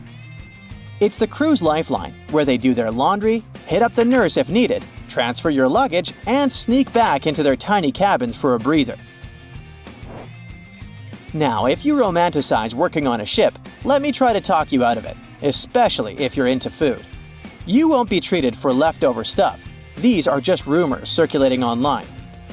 It's true that the food isn't as luxurious as for passengers, but it's still quite okay. And if someone from the crew wants to treat themselves to something special, they can make a trip to a grocery store at a port to stock up on their favorite snacks to enjoy in their cabins. Yep, the crew members literally live on a ship. Their rooms are tiny and don't even have windows. Picture a bunk bed crammed into a space where the top bunk is so close to the ceiling, you end up bumping your head every morning. They have a tiny closet and just 2 drawers, which means you can only fit a couple of outfits. And what about bathrooms, you may ask? They're so cramped, you could sit on the toilet, take a shower, and brush your teeth all at the same time if you really wanted to. As for sleep, they don't really sleep at night. Instead, they catch cat naps throughout the day. It's tough to squeeze in a full night's sleep when shifts can last over 12 hours, and any free time usually goes to traveling, eating, or partying. 2 sailors were traveling not far from the infamous Bermuda Triangle when they noticed a boat that seemed to be moving by itself. The sails on it were down and the motor wasn't running. One of the men was Matt Rutherford, the first man to ever sail non-stop on his own around North and South America, who has seen a lot during his voyages. But this one was spooky even for him. An awfully abandoned boat that could be hiding scary things inside. Rutherford still decided to approach and inspect the vessel to see if there was someone aboard who needed help. This story happened in 2013, but the sailors waited for 10 years before they published the footage. The ghost ship, which turned out to be named Wolfhound, looked like an upscale one, and it probably cost hundreds of thousands of dollars. It seemed like whoever abandoned it was leaving in a rush. There were clothes and other personal belongings all over the main cabin. Some parts of the ceiling had fallen and some drawers had popped open. Rutherford was afraid to open doors in cabins, so he carefully searched the boat step by step, and luckily found no people who would need help. The sailors decided to tow the ghost ship back to Bermuda. It wasn't easy because Wolfhound was bigger and heavier than their boat. After days at sea, the crew was running low on fuel and asked a passing freighter to stop and give them some gas. They kept pulling Wolfhound with just sail power until the tow line got wrapped around the rudder, and they realized they could get stranded in the Bermuda Triangle. so they had to abandon the ship. After another 23 days in the Atlantic, they finally reached Bermuda. As it turned out later, the mysterious ghost ship belonged to an Irish yacht club member. It got caught in a storm with waves that were 20 feet high and super strong winds, and couldn't continue its voyage. A Greek cargo ship rescued the crew, but they had to leave the ship. Rutherford and his crew found the yacht 9 weeks later. Wolfhound is one of more than 50 ships and 20 planes that disappeared in the Bermuda Triangle since the mid-19th century. The first ship, at least officially documented, was the USS Pickering. It departed from Delaware to the West Indies in 1800. There were 70 people aboard. No one ever heard anything from them ever since. And perhaps we'll never know what exactly happened to them and where the ship is now. The largest ship that has ever disappeared in this mysterious area is the USS Cyclops. In March 1918, carrying a crew of 306 people, the USS Cyclops left Barbados and headed home to Baltimore. It had tons of dense manganese ore on board, which was used in steelmaking. Something happened during its 9-day voyage when it was passing through the Bermuda Triangle. The last message from Cyclops said, "Weather fair, all well," and then it disappeared forever, without even an SOS signal. Another ship that the Bermuda Triangle supposedly took forever was the Cotopaxi in 1925. It was loaded with coal and had a crew of 32 people on board. Its trip was supposed to go from Charleston, South Carolina to Havana, Cuba, but something went wrong and the ship disappeared. Recently, scientists discovered that the Cotopaxi was lying at the bottom of the ocean about 35 miles from St. Augustine, Florida. Divers who like to go down to the wreck nicknamed this spot the Bear Wreck, but didn't realize they were exploring the remains of the Cotopaxi. One of them, Michael Barnett, was trying to identify the wreck for over 15 years. He carefully measured different parts of the shipwreck that survived underwater with his team. When they compared these measurements with old blueprints of the Cotopaxi, they saw that everything matched up perfectly. The size and position of the boilers were exactly as described in the blueprints. This helped them confirm that they had found the Cotopaxi, and it looks like there was nothing mysterious about its disappearance. It was a combo of bad maintenance, poor care, and rough weather. Many of the hatches used to access the cargo hold where the coal was stored were either broken or missing. This meant that if the ship ran into a storm, water would easily get into the cargo hold, and the ship would get unstable and sink. As the Cotopaxi sailed off the coast of Florida, it met a tropical storm. Just before it disappeared, it sent out a distress call.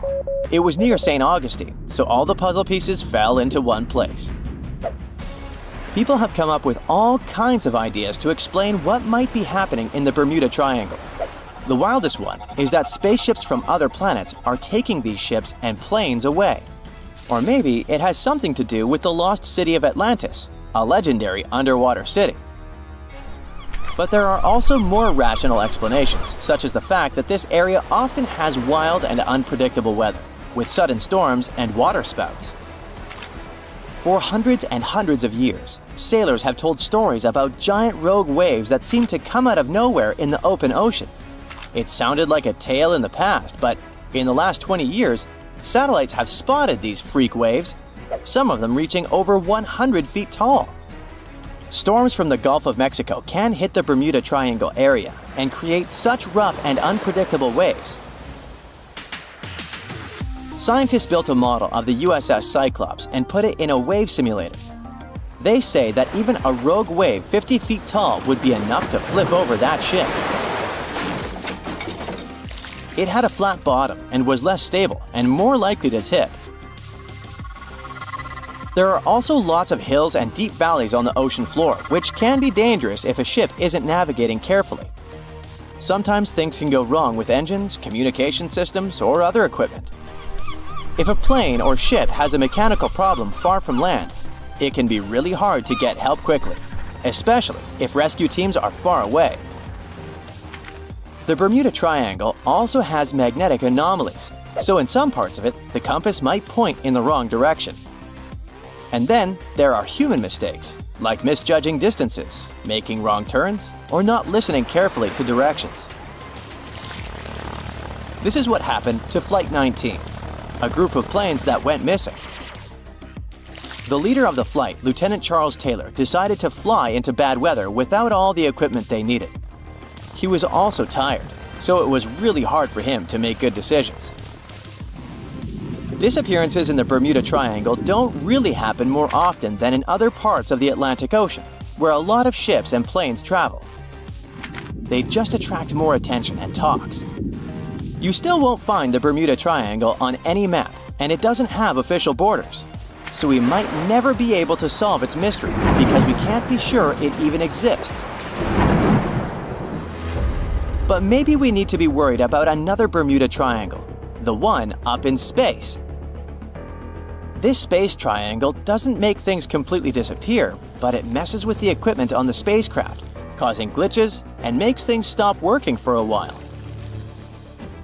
The Bermuda Triangle of Space, which is more officially known as the South Atlantic Anomaly, is a unique area above the Earth that stretches over parts of South America and Africa, from Chile all the way to Zimbabwe.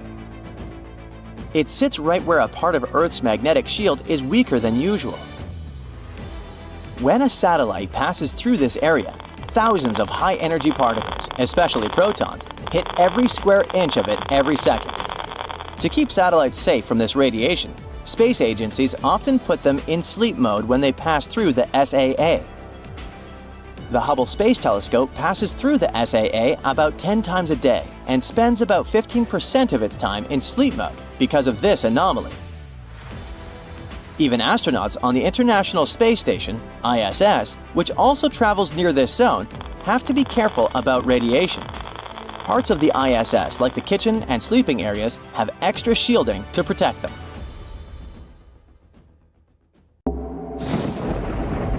There's a ship drifting somewhere in the ocean without a crew. The last time someone saw it was over 50 years ago. Its story reminds of that of the Flying Dutchman, a ship that's bound to sail forever and bring disaster to whoever sees it at sea. At least the legend says so. Unlike the Flying Dutchman, the SS Bay Chimo was definitely real and built for a German company in Hamburg and began as an ordinary cargo ship. It was trading supplies between Hamburg and Sweden in the Baltic Sea starting from 1914. It had a strong steam engine and a hull made of steel. A few years later, it became British property. Then, in the 1920s, a Canadian company purchased it for around $18,000, a huge amount of money back then. The new owner, the Hudson's Bay Company, was actively using the ship for several years. They would often send it on voyages from its home port in Scotland to Siberia, Alaska, the Yukon, and the Northwest Territories. It also passed through the Panama Canal and even the Suez Canal, with fur pelts for sale on board. Sometimes it would also transport passengers. It had completed 9 successful voyages before this strip of good luck came to an end. Starting from the 1930s, SS Bay Chimo would have trouble with ice and storms. When it first got trapped in ice in October of 1931, some of the crew managed to escape to Alaska. 15 of 22 sailors decided to stay with their vessel and try to save it. They had furs and other valuable cargo worth around $58,000 aboard. The company sent them supplies to survive the winter. They set camp near the ship out of the hatches, tarpaulins, and other materials, and offloaded the cargo. At the end of November, a blizzard rushed through the area, and it seemed like it had taken the ship with it. The ice platform had survived, but the ship broke free. Some of the crew members were sure it had sunk. But soon after, they heard from one of the locals who had spotted their ship around 45 miles away from their camp. The crew moved on with their lives, and the ship started its journey as a runaway vessel. People would spot SS Bay Chimo once a year or so, all the way until 1965. It was mostly spotted off the coast of Alaska. A man going to Nome with his sled dog, along with prospectors, explorers, and treasure hunters, all claimed to have seen SS Bay Chimo. Someone tried to board it and take it to port, but ended up stranded on it for days because of horrible weather. Others got luckier and managed to take a whaleboat, some furniture, and other valuables from the vessel. Those who got close to the ship saw that it was damaged and missing the propeller. Still, it stayed afloat without a crew for at least 38 years and became the longest sailing ghost ship in history. In 2006, the Alaskan authorities started a project to solve the mystery of this ghost ship of the Arctic and finally find SS Beichimo, either still above or below the water. So far, the project has not been a success. SS Beichimo remains one of the estimated 4,000 ships that have disappeared off Alaskan shores. If the legend of the 17th century isn't lying, this ghost ship could be sailing somewhere along the Flying Dutchman. It belonged to the Dutch East India Company. Its captain managed to do the impossible for that time and sailed from Holland to Indonesia in only 3 months. They said he was flying over the sea, and some evil tongues explained that he had made a deal with evil forces to achieve that. Once the ship was sailing back home, its captain and crew disappeared without a trace. There are many versions of what happened to it. One of the first ones said it had tried to enter port at the Cape of Good Hope, got in a terrible storm, and sank as there was no captain to save it. Another legend says the captain had refused to obey the skies to let the ship sink during the storm. A scary life form then struck the boat and the crew, and it was condemned to forever wander without rest. Many sailors claim to have spotted the Wandering Dutchman. The Duke of York, who was to become King of England, mentioned having seen it in Australian waters. Right after spotting the ship, the man who saw it first fell from the top of the mast and didn't survive. There were more encounters with this legendary ship up to the middle of the 20th century. Ships would nearly collide with it as the Flying Dutchman jumped out of the blue. Scientists have a more logical explanation for this mystery: Fata Morgana, not to be confused with Hakuna Matata. Now, when you're out at sea on a hot day and the air is all wavy, it feels like when you look at the road on a scorching summer day. That's because of something called atmospheric refraction. When light passes through different layers of air with different temperatures and densities, it bends and twists. Sometimes, under certain conditions, this bending of light can create really bizarre optical illusions over the ocean, like sightings of the Flying Dutchman. The Fata Morgana phenomenon can make distant objects appear distorted, stretched, or even lifted above the horizon. So you can see a ship far away, but because of the way the light is bending, it will look like it's floating above the water or even disappearing and reappearing. A Fata Morgana is most commonly seen in polar regions, especially over large sheets of ice that have a uniform low temperature. But you can see it anywhere, even in deserts and over lakes on hot days. The first stories about ghost ships go all the way back to ancient Greek and Roman mythology. One of the most famous ghost ships in history is the Mary Celeste. This brigantine was traveling from New York City to Genoa and was fully stocked with provisions, but missing a crew when it was discovered in the Atlantic Ocean in 1872. The crew's personal belongings were also there, completely undisturbed. The final entry in their log was made 10 days earlier. We still don't know what happened to its crew, and the ship has inspired many spooky stories and legends. The Lady Lovibond was another legendary schooner that is believed to have been wrecked off the coast of Kent in the middle of the 18th century. The story tells that the ship's captain, Simon Reed, had just got married and took his bride on board for a celebratory cruise, despite the superstition that it could bring bad luck. They were on their way to Portugal when the first mate, who is also in love with the captain's new wife, went mad because of jealousy, attacked another crew member, and then took over the wheel and steered the ship straight into the dreaded Goodwin Sands. No one aboard survived, and the schooner is said to reappear as a ghost vessel every 50 years. In present times, many vessels become abandoned and turned into ghost ships intentionally. There are thousands of them floating in U.S. rivers, lakes, channels, and coastal waters. Some people lose their boats in storms and other extreme weather. Others have to abandon their boats because maintaining them can cost 10% of the boat's price. Plus, docking a vessel can add up to several $1,000s every year. Most boats have been made of fiberglass, so an owner can't just recycle them as scrap metal. So, once they want to get rid of it, they often tie it to a dock and sneak away, or leave it floating far away from the shore, or just try to sink it.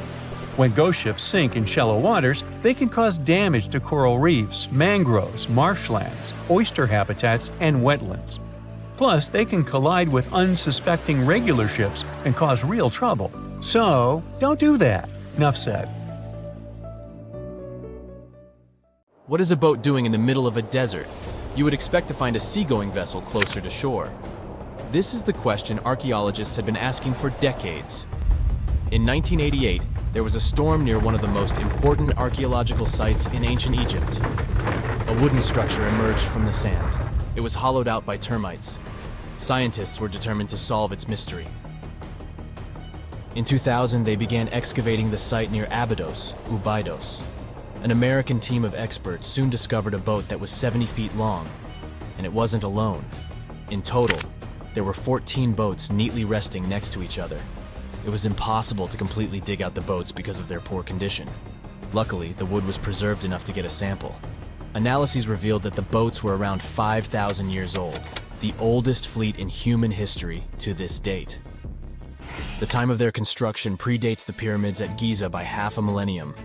Each ship of the fleet rested in a vault that matched its dimensions. The room was roughly a third of the size of a tennis court. It had mud brick walls that featured more than 120 drawings of boats. Ancient Egyptians incised them on whitewashed walls that were excellently preserved. Scientists have known about these mysterious chambers for well over a century. 1901, 1902. A British archaeologist, Arthur Weigel, stumbled upon a strange structure west of the River Nile. His team caught a glimpse of the interior walls. Sadly, a section of the roof collapsed, so they had to call off further exploration. Researchers abandoned the site, but its location remained on the maps. The boat's position first led scientists to think that they rested on a bank of the mighty Nile. But there was a problem with this theory. Today, the river flows almost 7 miles west of Abydos. Further studies of the surrounding terrain showed the Nile didn't change its course throughout history. Also, if the boats floated near a dock, they would be in unstable positions. The 14 vessels at Abydos were perfectly parallel to each other. There was only one conclusion possible. Someone had deliberately placed them like that. They must have gone through a lot of effort. Each boat had enough room for up to 30 rowers. These vessels could really float. They weren't models, but scholars still don't know if they actually sailed any body of water in ancient Egypt. This doesn't diminish the importance of the find. Previously, archaeologists found only small-scale models. In King Tut's tomb alone, there were 35 boat models. For a long time, these figurines were the only clues as to how ancient Egyptian vessels looked like. The boat's design confirms that they were the real deal. They are the earliest surviving examples of something called built boats. Ancient people constructed primitive vessels by hollowing out large tree trunks. The alternative was reed that was tied together to form a raft. The boats at Abydos had planks tied together. This was a major breakthrough in shipbuilding. During their lifetime, the boats must have seemed impressive. Timber was a valuable commodity at the time. There was no wood in the desert. Cedar had to be imported from Lebanon. The only person who could afford such luxury was the pharaoh. Studying the area around the ancient fleet provided more answers. Scientists discovered a mud brick structure where Egyptians worshipped the pharaoh. Its approximate date of construction matches that of the wooden boats. The same bricks out of which this building was made were used to encase the fleet.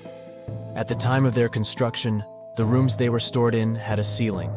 That's the section that archaeologists stumbled upon in the early 20th century. Just like mummies and coffins, these marvelous ships rested inside splendid vaults. The exterior of these rooms was also impressive.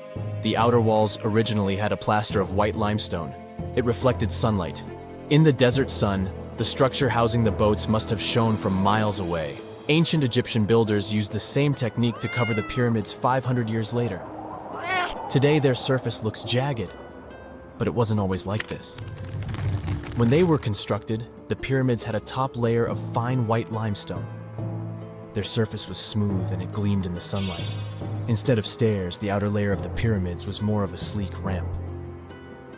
Archaeologists were left with one final question. Which pharaoh owned the fleet? The answer lay just a mile from the site. This is where the tomb of a pharaoh from the 5th dynasty rested, King Senwosret III. Its time and style of construction matched the ones of the chambers with boats. The very end of his rule might explain how the boats ended up in the middle of the desert. The pharaoh probably passed away in northern Egypt. Then his body was transported down the Nile to Abydos in a marvelous procession of decorated boats. The vessels were later lowered to chambers near the final resting place of their owner. This had a symbolic meaning. In the ancient Egyptians' belief system, ships played a key role. Their supreme deity was Ra. He traveled through the sky during the day in the 4-4 next to his pyramid at Giza. It is some 4 centuries younger than the fleet at Abydos, but Khufu's ship was almost 2 times longer. The Great Pyramid of Giza and King Tut's tomb are some of the most famous archaeological finds in Egypt. But there are many more secrets hiding beneath the endless sands of the Sahara Desert.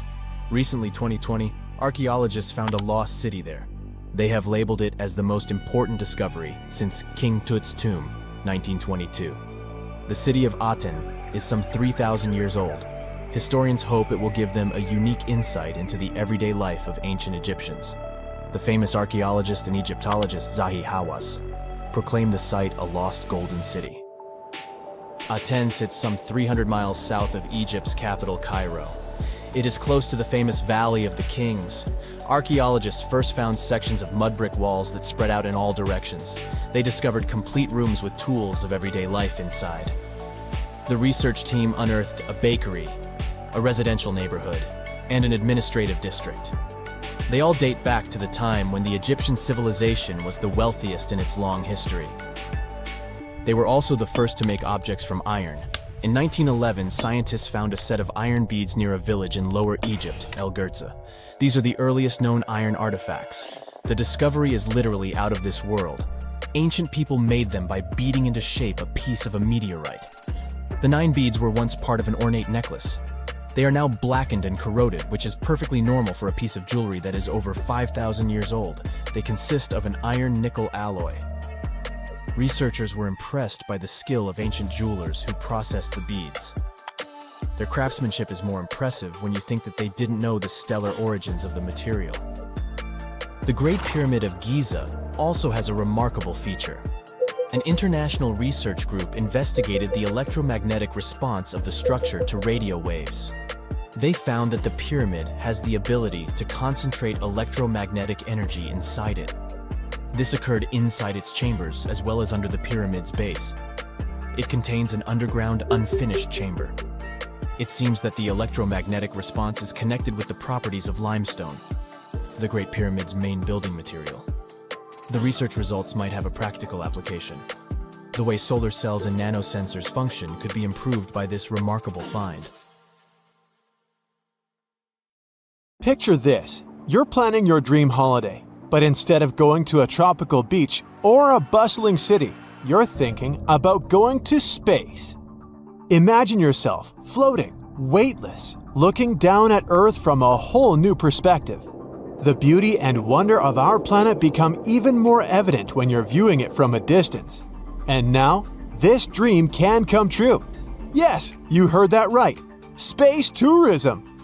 Space tourism is something that has fascinated people for generations. This idea has been around for almost 20 years. We've seen it in movies and read about it in stories. But now, thanks to advancements in technology, it's finally becoming a reality. The first space tourist was a businessman named Dennis Tito. He visited the International Space Station in 2001. Sounds incredible, but here's the catch. Tito's trip cost a mind-boggling $20 million. That's a lot of money, and it made space travel seem like a dream that only the super rich could afford. And it's true that space tourism can be quite expensive. But a lot of time has passed since that day, and now space tourism is becoming more attainable for people who aren't billionaires. Of course, the industry is still in its early stages, but the demand for it is skyrocketing. Pun intended. Experts believe that it will continue to grow at an incredible rate of around 40% every year from 2023 to 2030. So, with all this in mind, Let's talk about what awaits us in the near future. There are different types of space tourism. First up, we have suborbital spaceflight.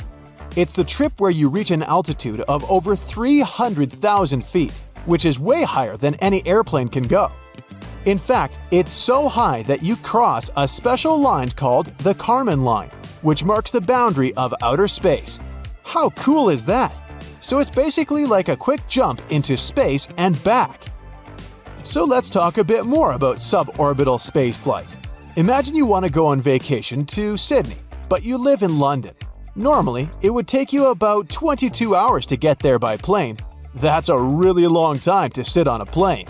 But guess what? Scientists and engineers are working on a new way of traveling that could make the journey from England to Australia super fast and exciting. Suborbital space trips could be used for quick travel between different cities on Earth. Instead of flying in a regular airplane, you would hop on a spacecraft that can go really, really fast. According to a recent study, in the near future, it might be possible to fly from London to Sydney in less than 2 hours. Just imagine how amazing that would be. You would zoom up into space, see the Earth from above, then come back down in no time at all. What an adventure! This study, conducted by the UK's Civil Aviation Authority, was all about understanding how our bodies react to trips outside Earth's atmosphere.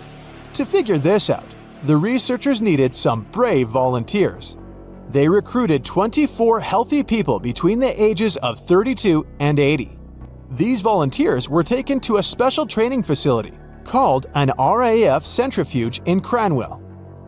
A centrifuge is a big machine that looks like a giant spinning chair. The volunteers were sat in there to experience a simulation of spaceflight. They were spun around, and their bodies felt the pressure and changes in gravity that happen when you go into space. Almost everyone handled the simulation pretty well and quickly returned to normal. One person even briefly lost consciousness, but it was because of the gravitational forces, and they recovered soon after. Now, this study found some surprising things. Many people think that you have to be really fit and young to handle space flights. But the research showed that older people can actually cope better with all this gravity craziness. So even if we don't develop space tourism in the next decade or two, you'll still have a chance to visit space, even when you get old.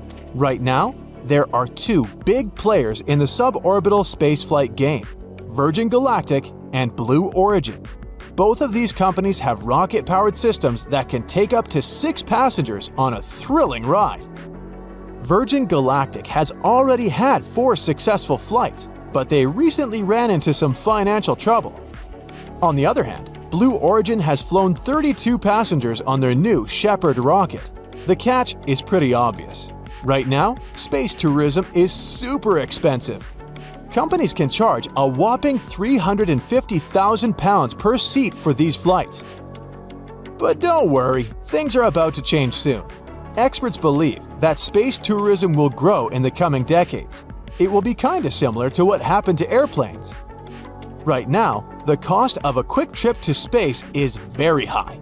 But as time goes on, the prices will go down. Eventually, space tourism will become more affordable and accessible to people all around the world. That means not just our children, but many of us will have a chance to experience the wonders of space. As technology advances, we might even be able to plan rocket-powered holidays in the future. Can you imagine telling your friends that you went on a vacation to space? What a flex! And now, let's talk about orbital spaceflight. This is the real deal, where you get to spend more time in space.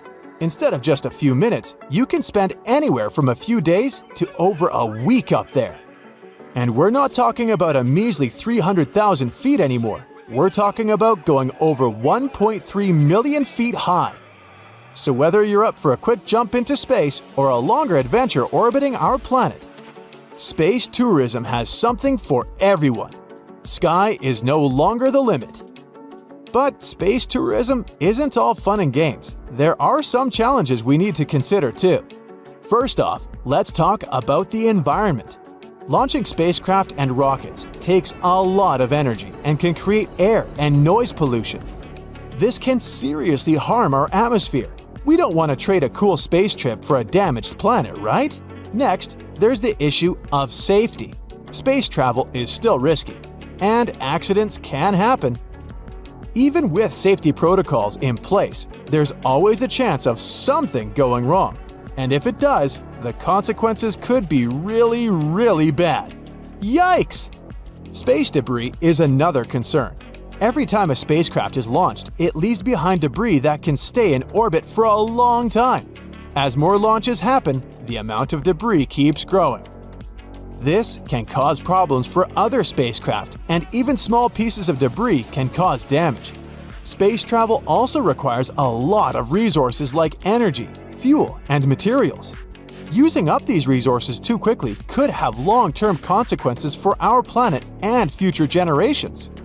We need to make sure we're not depleting everything in our quest for space exploration. Oh, and let's not forget about all the legal stuff. The rules and regulations for space tourism are still evolving, and it's not always clear who should be responsible if something goes wrong. Plus, there are concerns about how space tourism might affect international space laws and treaties. We don't want legal chaos in the final frontier.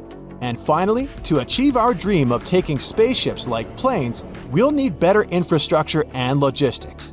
We'll need to build more spaceports where spaceships can take off and land.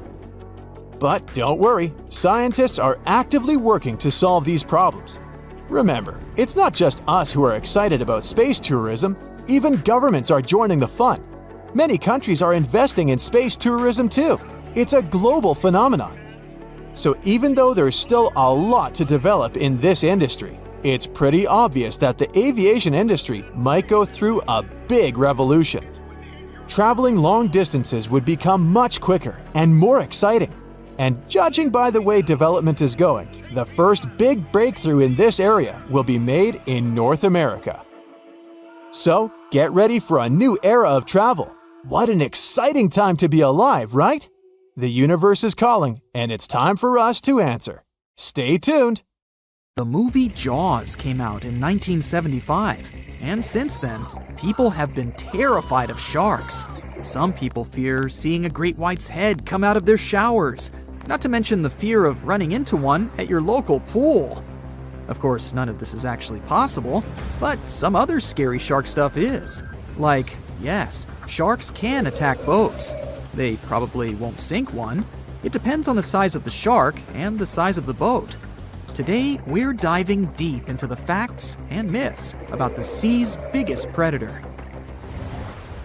It was the year 1953. On a typical July morning, two fishers set out on their daily lobster harvest.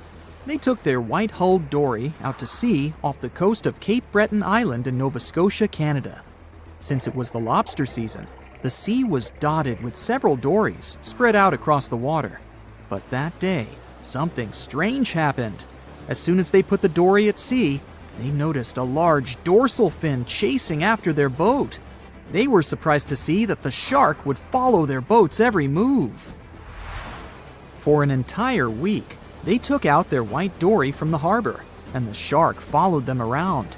Until one morning, as the men were alone at sea, the shark charged at full speed at the boat and smashed a 7-inch hole in its bottom. The boat turned over, and both men fell into the water. The shark didn't come after the men, though. Instead, it swam away and disappeared for good. To clarify, a dory is a small, fragile boat, usually measuring 16 to 23 feet long. So how long did that shark need to be in order to sink it? Well, as soon as the boat was retrieved from the ocean, researchers found something interesting. One of the shark's teeth was found stuck in the hull. According to Harvard experts that analyzed the tooth, it most certainly belonged to a 12-foot white shark that weighed around 1,200 pounds. One thing intrigued scientists a whole lot. The great white didn't seem to be interested in the man aboard, but rather in the boat itself. The question is, why? Some people suppose that this great white followed the dory around because it was white. and the animal probably thought it was some big white mammal. It's not the first boat a shark has attacked. You see, sharks don't attempt to sink boats because they're mean and evil. Rather, it's due to murky waters and hard materials that make them mistake inanimate objects for their usual lunch menu. But that's not what we've learned from popular culture. In Jaws, the protagonist shark managed to poke several holes in the orca as it rammed the boat. The orca was a Nova Scotia-style fishing boat made out of wood planks. It wasn't a huge boat, so it seemed plausible that a great white could ram it. But, according to Mythbusters, that's very far from the truth. A great white swimming at its maximum speed wouldn't be able to take down a medium-sized fishing vessel. The same goes for bigger boats. Some bull sharks or great whites can turn over smaller vessels though, like kayaks or small boats. If this happens, it's most likely because they think it's a sea mammal and nudge it before taking the first bite. No scientist can say for sure why they do this, only that it's usually a misunderstanding on behalf of the animal. The Shark Research Committee, a nonprofit scientific research organization, has documented a lot of shark attacks on inanimate objects and is trying to answer that question more thoroughly. So far, they've observed several attacks on objects such as crab trap buoys and inflatable float bags. The website has also registered 2 famous attacks on boats. The first one happened in 1959, and a shark left a tooth on the hull of a boat. Researchers later identified it as belonging to a 12-foot great white. The report of the other attack, which happened in 1989, claims that a boat was circled by a great white before the animal swam at the vessel at full speed and hit the boat several times. Of course, those who suffer the most from shark attacks and encounters aren't boats. It's surfers. As far as we know, surfers look like giant wobbly seals from the shark's perspective. According to the Shark Research Committee, there have been 41 confirmed shark attacks on surfers on the west coast of North America over the course of the last century. So, should we be so afraid of sharks after all? Let's learn more about these magnificent sea creatures. Off the top of your head, how many shark species can you name? 4, 8, 10? Well, there are over 500 species of sharks swimming in the ocean. They vary from tiny specimens, about the size of a human hand, to up to 39-foot-long creatures. The largest species of shark are actually not great whites, but whale sharks. And even those are small compared to the great megalodon. This ancient creature that lived around 20 million years ago reached an unimaginable length of 60 feet. By comparison, that's the same as 2 to 3 buses placed one after another. I wouldn't swim in megalodon-infested waters even if you dared me, that's for sure. We know that sharks are very good hunters, but why is that so? Their bodies seem to have been strategically built for speed. Instead of having a bone skeleton, like us humans, sharks have a cartilage skeleton, which makes them much lighter and also super fast swimmers. Each species of shark hunts depending on its nutritional needs. So, shark species that grow to an average of 3 feet have a diet based on fish. The ones that grow bigger start feeding off of bigger sea animals, such as sea lions and seals. Throughout their lives, some species of shark can shed over 30,000 teeth. Unlike humans, who are born with a set number of teeth in their jaws, sharks have an apparently limitless supply. In their defense, they do lose teeth pretty easily, as they can easily get stuck in their prey, for example. They also have multiple rows of teeth. The jaws of a great white can contain up to 7 rows of teeth, and can grow to be more than 6 inches long. And since we're speaking of great whites, the most feared shark species roaming the oceans, this is ray. Ray is an adult white shark. He can swim up to 50 miles a day, so he needs a lot of fat in order to keep his body functioning. Funny thing about Ray, when he opens his jaws to hunt, his eyes roll back together with his head, so his sight is hindered when he's taking a bite. Now, he does like it when the water is murky and underwater visibility is low. That's because it makes it harder for his prey to spot him coming. These conditions can make it easier for him to grab that yummy seal. But this can also make it easy for him to mistake a random boat for lunch and end up scaring some humans. Some Hollywood movies love to portray sharks as having superpowers. Although they're not innately cruel, one species of shark does have something that can be considered bizarre. Hammerhead sharks, one of the most dangerous species of sharks, have a sort of sixth sense. Inside their heads, they have electroreceptor organs called ampullae of Lorenzini. These organs allow sharks to detect the electromagnetic fields of all living things in the ocean. This ups their hunting abilities to another level. They can even find prey hidden in the sand because they sense its electromagnetic field. You should know one thing. If a shark lives in a balanced ecosystem, it won't feel the need to attack unknown things. These animals are curious, though, so maybe we should cut them some slack when they bite a piece off a random boat.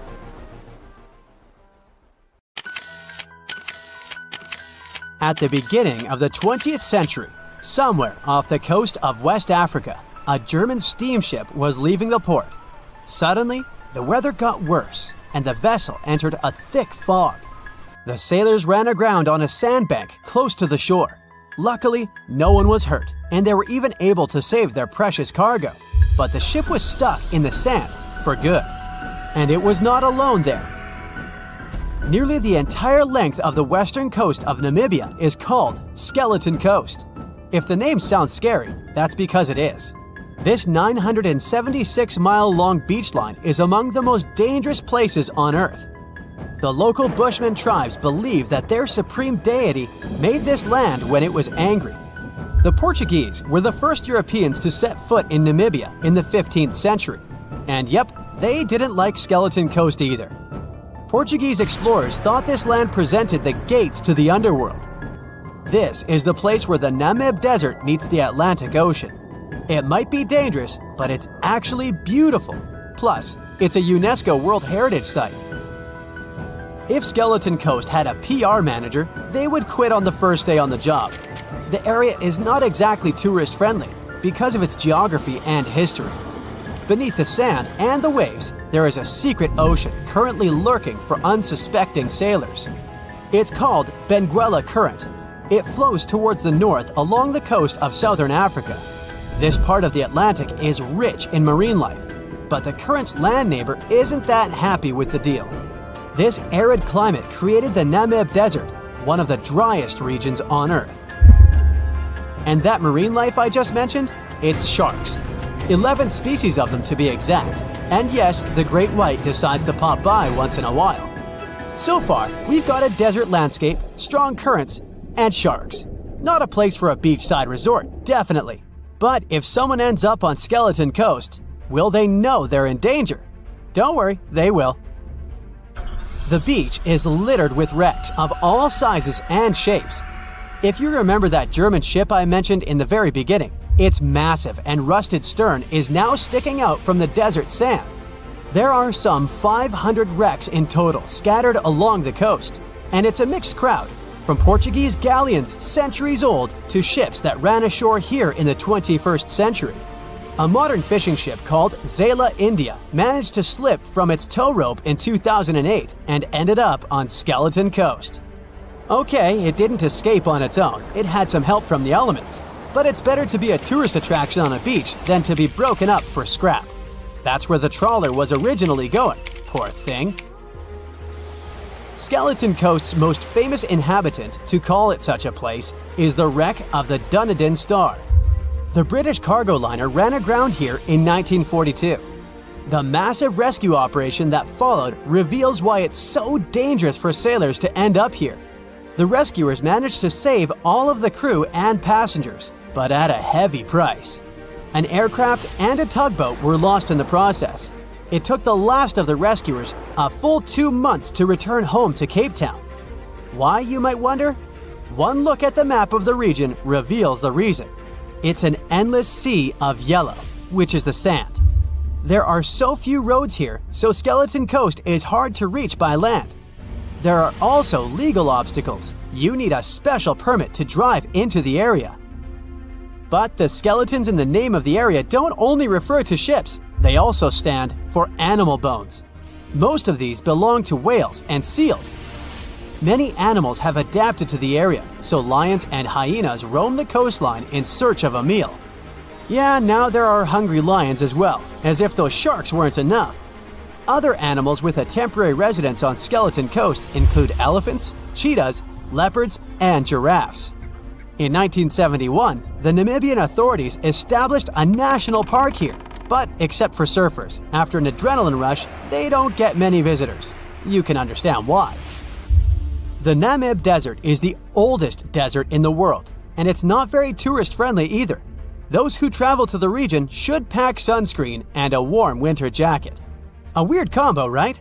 Well, not so much when you think that during the day, temperatures soar over 110 degrees Fahrenheit.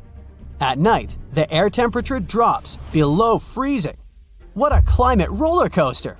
And that's not the final danger. Yep, there's more. Remember how that German ship got lost in thick fog? Yeah, it wasn't a one-off event. Because of the region's climate, fog shows up frequently. Sailors should cover their ears now, but this fog is actually good for wildlife. This is their only source of water in the Namib Desert. Reptiles and mammals have adapted to the harsh climate. They use as little water as possible. Shifting sands, thick fog, strong currents, lions, and sharks. Not the stuff you would put in a tourist booklet, but Skeleton Coast isn't the only beach on Earth you wouldn't want to spend your vacation on. I will take you to Cape Tribulation in Australia. The area covers some 48 square miles in the northwestern part of the continent. And no, the area is not as dry as Skeleton Coast. It's part of the Daintree rainforest. You could say that here, it is the rainforest, not the desert that meets the ocean. The beach at Cape Tribulation is straight from a postcard. But looks can be deceiving. Australia? Probably sharks. No, crocodiles are out here to get you if you decide to go for a dip in the sea. There are saltwater crocodiles that the locals call salties. Well, that's a cute nickname for such a dangerous reptile. And it's not just that. The wildlife seems to have a beef with visitors.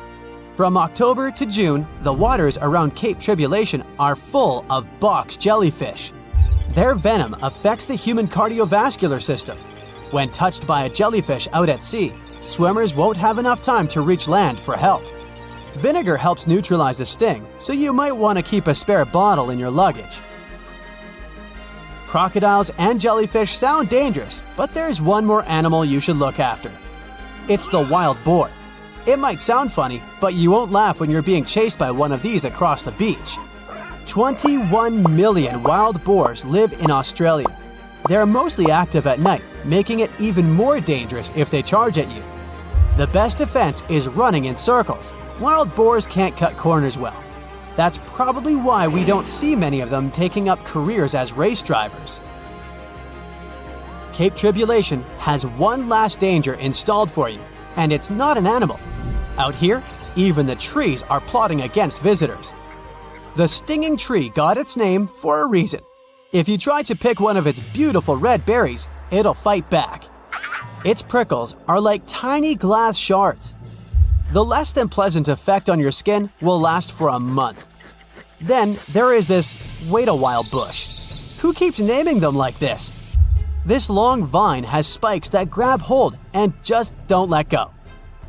They are so strong they can pull a human off a horse. You'll have to wait for someone to come by and save you from this thorny grabber. If you are about to cross this Australian beach from the vacation list, hold on for a second. Tourism is booming here. The local authorities have restricted access to all of the danger zones. Visitors go swimming in dreamy water holes that are surrounded by lush vegetation. There are even ropes to swing from. Now, that's a beach you can finally relax on.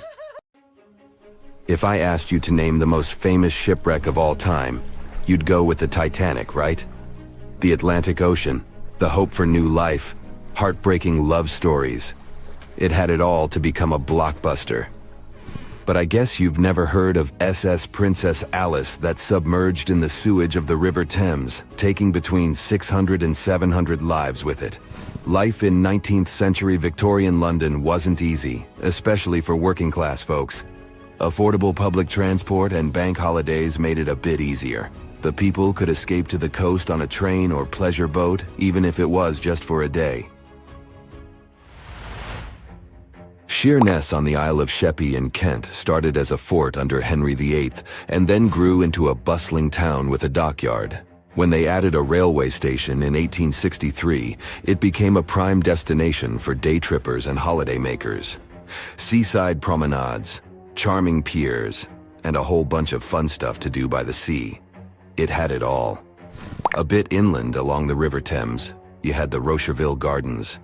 These gardens had archery lawns, bowls, mazes, lakes, cliff walks, and even a floral bazaar.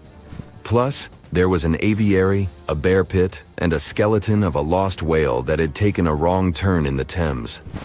Londoners of the late 19th century could hop on a train or cruise along the Thames by boat, and both options were pretty popular. But on the 3rd of September, 1878, way more people than usual opted for the boat. They chose it over the railroad after a passenger train had collided with goods wagons in Kent, taking the lives of 5 people. The river felt like a safer way to go. One of the ships available for the trip was the SS Princess Alice. The paddle steamer was first launched in 1865 on the west coast of Scotland. Its original name was the Bute, and it was used as a ferry for the passengers of the Wemyss Bay Railway Company. A couple of years later, it was sold and renamed after Queen Victoria's 3rd child. Then, it was sold again and got the nickname the Shah's Boat, as it transported the Shah of Persia up the Thames to Greenwich in 1873. The ship had gone through several alterations in its lifetime. It got new boilers and watertight bulkheads. The Board of Trade had inspected it and marked it safe. In the year of its final voyage, it was officially allowed to carry up to 936 passengers between London and Gravesend in calm water. On the day of the tragedy, Princess Alice was on what was called a moonlight trip downstream from Swan Pier near London Bridge to Sheerness, Kent and back. The trip wasn't expensive, so most of the passengers were from the working class. There was also a musical band aboard to keep the spirits up. The 3rd of September was a bright day, and many families were happy they could catch some final summer sun rays and enjoy fresh sea air. The then owner of the ship, the London Steamboat Company, had several vessels working on the route. The passengers were free to hop on and off different ships. At around 6:30 p.m., after a beautiful day in the open, the SS Princess Alice headed back to Swan Pier. No one kept official lists of passengers, so we'll never know exactly how many people were on board that evening. But they say the steamer was close to its full capacity. As it got darker and cooler, many families decided to stay inside the saloon or in their cabins below. Some stories from the steamer sound like fate. The captain of Princess Alice let his steerer stay at Gravesend and replaced him with one of the passengers. John Ayres was a sailor but had little experience at the Thames or with a vessel like Princess Alice. Alfred Thomas Merriman, a chef from East London, had been offered to work on the steamer at the last moment. He was 30 years old and a father of 4, so he couldn't say no to extra money. At around 7:40 p.m., he was standing on the deck by the saloon door. By that time, Princess Alice had passed Tripcock Point and entered Galleon's Reach. The passengers could see the North Woolwich Pier in the distance. Many of them planned to disembark at that stop. And that's when Merriman noticed a huge ship carrying coal. It was Bywell Castle. This vessel normally carried coal to Africa, but it had just been repainted at a dry dock. Bywell Castle was going to Newcastle to pick up some coal and transport it to Alexandria, Egypt. The ship's captain, Harrison, wasn't too familiar with these waters, so he called in Christopher Dix, a seasoned Thames River pilot, to lend a hand, even though he didn't have to. The ship had a fancy raised forward part below the deck, and Dix couldn't quite see what was in front of him, So, they had a sailor on lookout duty. As they set sail from Millwall at the speed of 5 knots, 5.7 miles per hour, they tried to stick to the middle of the river, but other boats had other plans. When they were approaching Galleon's Reach, Dick spotted Princess Alice's red port light, headed their way, but planning to pass on the right side.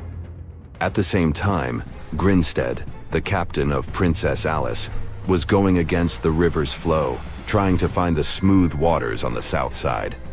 He adjusted his course, steering into Bywell Castle's path. Both crews realized they were headed for a collision. Dix tried to steer clear and even ordered reverse full speed on the engines, but it was too late. The Bywell Castle collided head-on with the Princess Alice, which was much smaller, weighing less than a third of the 890-ton coal-carrying collier. It sliced the passenger steamer in two. As Merriman remembered later, laughter on board immediately changed into screaming and panic. Some people rushed to the bridge for safety.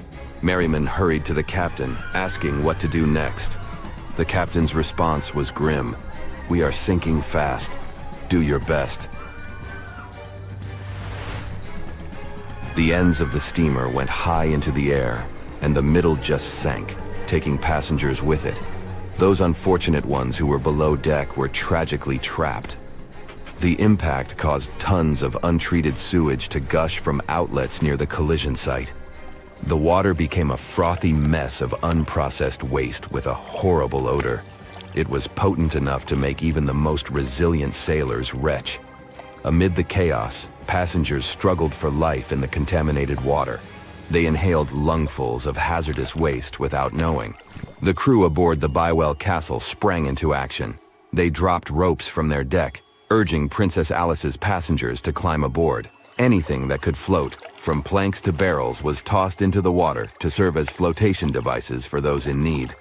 Other members of their team launched a lifeboat, saving 14 people. Nearby boats, moored along the riverbanks, joined the mission, plucking survivors from the water. Many of Princess Alice's passengers didn't know how to swim, and it was even trickier for ladies wearing long, heavy dresses. Merriman was among the lucky ones who could swim. He first held on to a piece of wreckage, and then, when others got to it, swam away and caught onto a rope hanging over the side of the Bywell Castle. They managed to save around 130 people this way. Another survivor was Robert Haynes, who played in the Princess Alice band. He was fond of ships and had noticed the Bywell Castle a couple of minutes before the collision. He chose not to follow the rest of the band, who went downstairs for a break, and that saved his life. Princess Alice's sister ship, Duke of Teck, arrived 10 minutes too late to assist with the rescue efforts. Only 2 people who had been below deck or in the saloon managed to survive the collision. We still don't know the total count of lives taken on that day, but it's somewhere between 650 and 700. And what makes this story even more tragic is that it has been mostly forgotten. Strange things occur in the cold waters of Antarctica. One of these things happened to a ship called Jenny. It was a small schooner whose history began in 1822. The boat and its crew set sail and disappeared a year later. For 18 years, the ship was considered sunk. People forgot about it, but in 1840, the vessel reminded the world of itself. That year, the whaling ship Hope sailed through the Drake Channel in Antarctica. The crew members noticed a ship among icebergs. It was the schooner Jenny. It was floating slowly in the dark, with no signs of life. The captain of the Hope, Mr. Brighton, gave the order to approach the mysterious vessel. They thought it was some creepy ghost ship, but as they came closer, they noticed crew members on the deck. The sailors of the Hope called out to them, but received no answer. This time, it became clear that something terrible had happened to the Jenny. When Brighton boarded, he realized that the Jenny crew members weren't missing. They were here. Frozen people stood like statues. Brighton went down to the lower deck and found the captain. He was sitting frozen at the table, holding a pen. Brighton looked at the logbook. The last record was made on May 4th, 1823.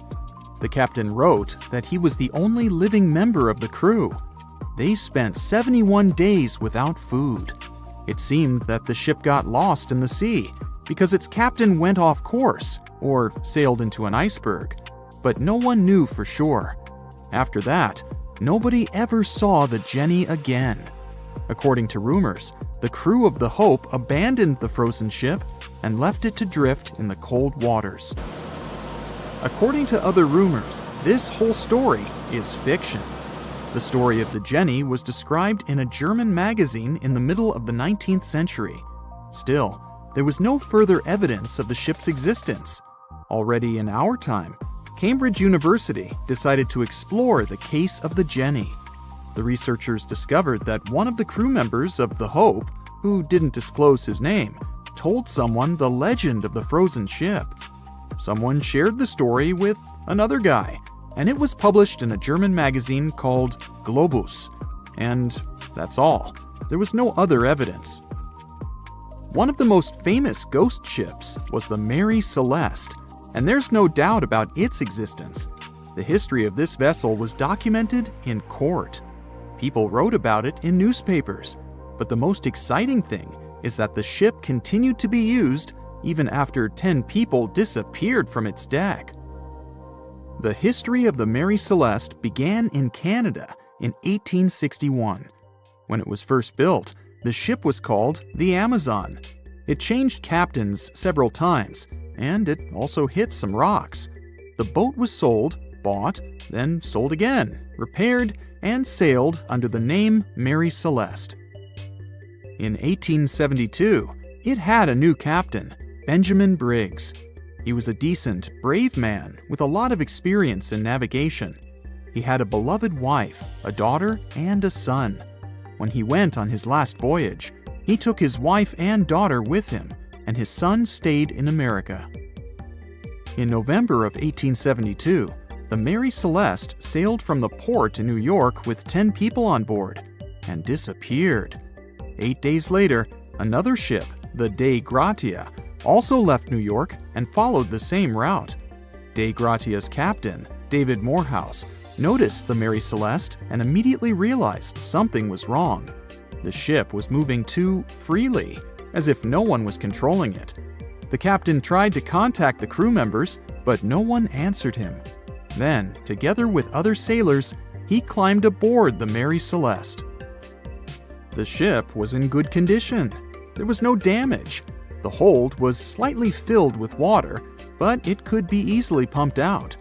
Everything seemed fine, but one lifeboat was missing. The crew members' valuables were in their cabins. The cargo was in the hold. The supplies of water and food were untouched. Judging by the records in the logbook, the ship was caught in a storm, but it was not too strong. Other ships also sailed through this storm, but nothing bad happened to them. The last record was dated November 25th, and it claimed that everything was fine. The sails of the Mary Celeste were slightly damaged, but perhaps it happened after the crew had disappeared. The whole ship was in excellent condition, but what made the people leave it? Part of the crew of the Dei Gratia stayed on board the Mary Celeste to bring it to dry land. Everything went well. They delivered the ship to the closest port. Next, the captain of the Dei Gratia appeared before the court and told about what had happened. However, the prosecutor and the judge didn't want to believe in the story of the Mary Celeste. They were sure the captain got rid of the ship's crew to get money for its cargo. According to the maritime laws of that time, if you found a ghost ship with valuable cargo, then a substantial part of this cargo belonged to you. So, many people thought that David Morehouse decided to earn some money. This version seemed to be more valid than the one about the mysterious disappearance of 10 people. Fortunately, no one accused the captain of committing a crime. They thanked him for his service and gave him a monetary reward. However, his reputation was damaged, which greatly affected his career, as many believed he attacked the crew of the Mary Celeste. But even after this terrible case, trial, and investigation, the story was not over. The Mary Celeste was still an expensive and efficient vessel. It sailed several times, but then one captain crashed it into the reefs to get insurance. The court revealed this deception and accused the captain of intentional property damage. The story of the Mary Celeste became famous all over the world. People began to build their theories, realistic and not. Someone believed the ship had sailed through the Bermuda Triangle, but this version was quickly refuted, as the route of the Mary Celeste passed thousands of miles away from the Bermuda region. Did the Kraken or another giant monster attack the ship? Nope. Since the boat was found in almost perfect condition, there were no signs of a struggle. One of the most popular versions was that the crew of the Mary Celeste stole some valuable cargo and sailed to Spain on the rescue boat. However, those who knew Captain Benjamin Briggs said he was a good, honest man. Besides, he had a son in New York, and Briggs would never leave him. A more thorough investigation revealed that a series of accidental circumstances could have caused the disappearance of the ship's crew. Before its last voyage, the vessel delivered coal. Perhaps the pump intended for pumping water got clogged with coal after that. And when the ship got into a storm, the hold filled with water and the pump broke. The captain couldn't understand the amount of water because numerous barrels in the cargo hold blocked the view. Benjamin Briggs assumed it was dangerous to stay on the ship during a storm, so he evacuated with the passengers on a lifeboat. Perhaps they were close to land and decided to sail there, but the storm intensified and overturned the boat. Also, one record in the log journal said that the chronometer was faulty. It was a device that helped to determine your location at sea using longitude. Briggs got lost and didn't know which way to sail. The storm was strong, and he couldn't determine whether the ship would sink. Perhaps Briggs decided to leave the ship in a rescue boat when he saw the coast of the Azores. The uniqueness of this ghost ship case is that, unlike many others, you can investigate it yourself. There's a lot of information about the Mary Celeste on the internet. There are documentaries and research articles. Perhaps you'll be able to notice something that others haven't seen and solve the mystery of the disappearance of 10 people. They said it was the most technologically advanced ship. They said it was unsinkable. And when it sank, they made a movie about it. These were the main reasons why the Titanic disaster became world famous. But unfortunately, this is not the only large-scale shipwreck. And sadly, there have been cases much worse than the tragedy of the Titanic. One of them occurred on April 27, 1865. The Sultana steamboat carried passengers and cargo daily between St. Louis and New Orleans. It was a pretty large wooden boat with 3 decks and was 260 feet long and 70 feet wide, almost twice the size of a basketball court. The ship could carry about 350 passengers, but on that unfortunate day, more than 2,000 people were on it. On April 23rd, she was making a routine voyage from New Orleans when it broke down. Something was wrong with the boiler, so the vessel docked in Vicksburg for repairs. At the port, the ship's captain, James Cass Mason, found out about an excellent opportunity to earn a lot of money. All he needed to do was to transfer a large group of former prisoners to the north. The captain agreed to do it, but the problem was that the boiler required a lot of time to repair. Mason was afraid that his competitors would take the job, so he decided to sail despite the malfunction the ship had. He patched up the holes in the boiler instead of a big repair and invited all the ex-prisoners on board. So, there was a broken boiler, an excess number of passengers, a lack of lifeboats, and not the best river conditions. Also, the captain refused to send the ex-prisoners to the hold, so they were all with ordinary passengers. There were strong chances for a shipwreck, but the greedy desire to earn more money was stronger. The Sultana went on a voyage and sailed up the river for 2 days. At this time, one of the biggest Mississippi floods in history began. The river overflowed its shores because of the flood, with the water level rising several feet. All the trees on the shore disappeared, and only the tops were sticking out of the water. The ship sailed opposite this powerful current, making the boiler work too hard. On the evening of April 26th, the Sultana arrived in Memphis, Tennessee, and they loaded even more, 120 tons of sugar and 200 passengers. She got incredibly heavy. Around midnight, the ship continued its dangerous journey. The captain sailed to barges to load a shipment of coal. At 1 a.m., the vessel left the barge. At 2 a.m., the broken boiler, unable to withstand the load, suddenly exploded. The Sultana was just 7 miles north of Memphis. Few people survived that day. The problem was that passengers trying to escape from the fire jumped into a cold river with a strong current. The Sultana disaster is considered the most tragic shipwreck in the history of the United States. The exact number of those who didn't survive is still unknown. According to various sources, this number was from 961 to 1,800 people. Don't be surprised that almost no one knows this story. There were many more survivors in the Titanic tragedy, and everybody heard about it. But the Sultana sank during one high-profile event.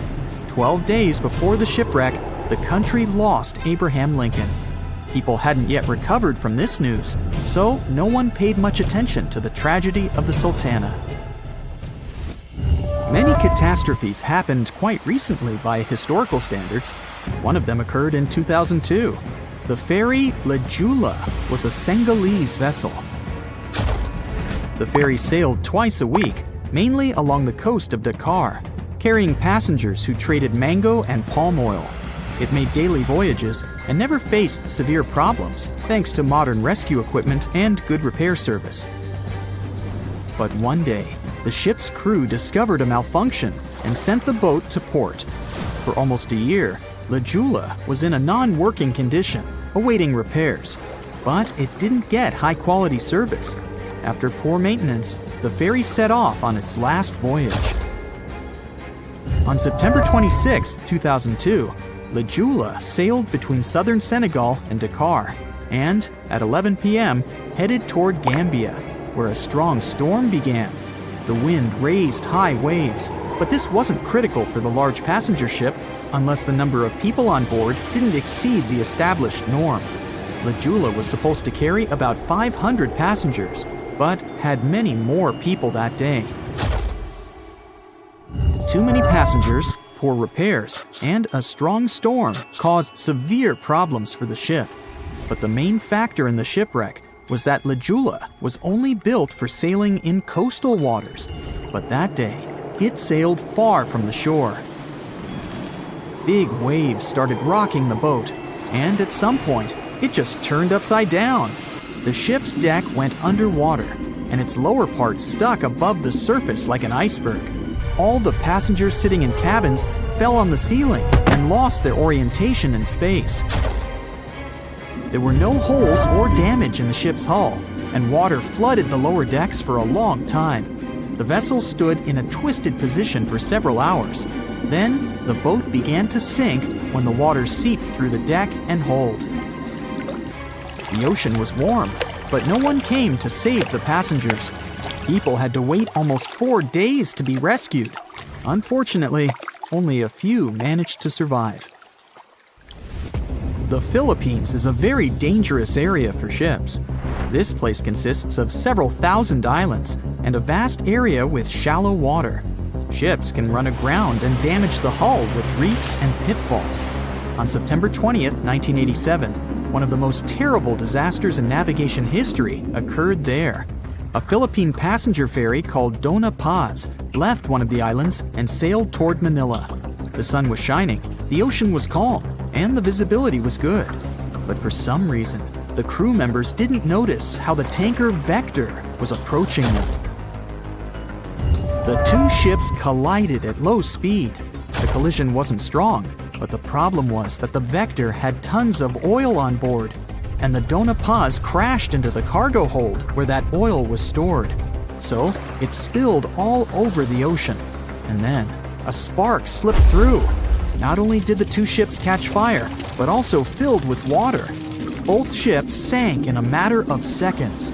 Only a few dozen people survived that disaster.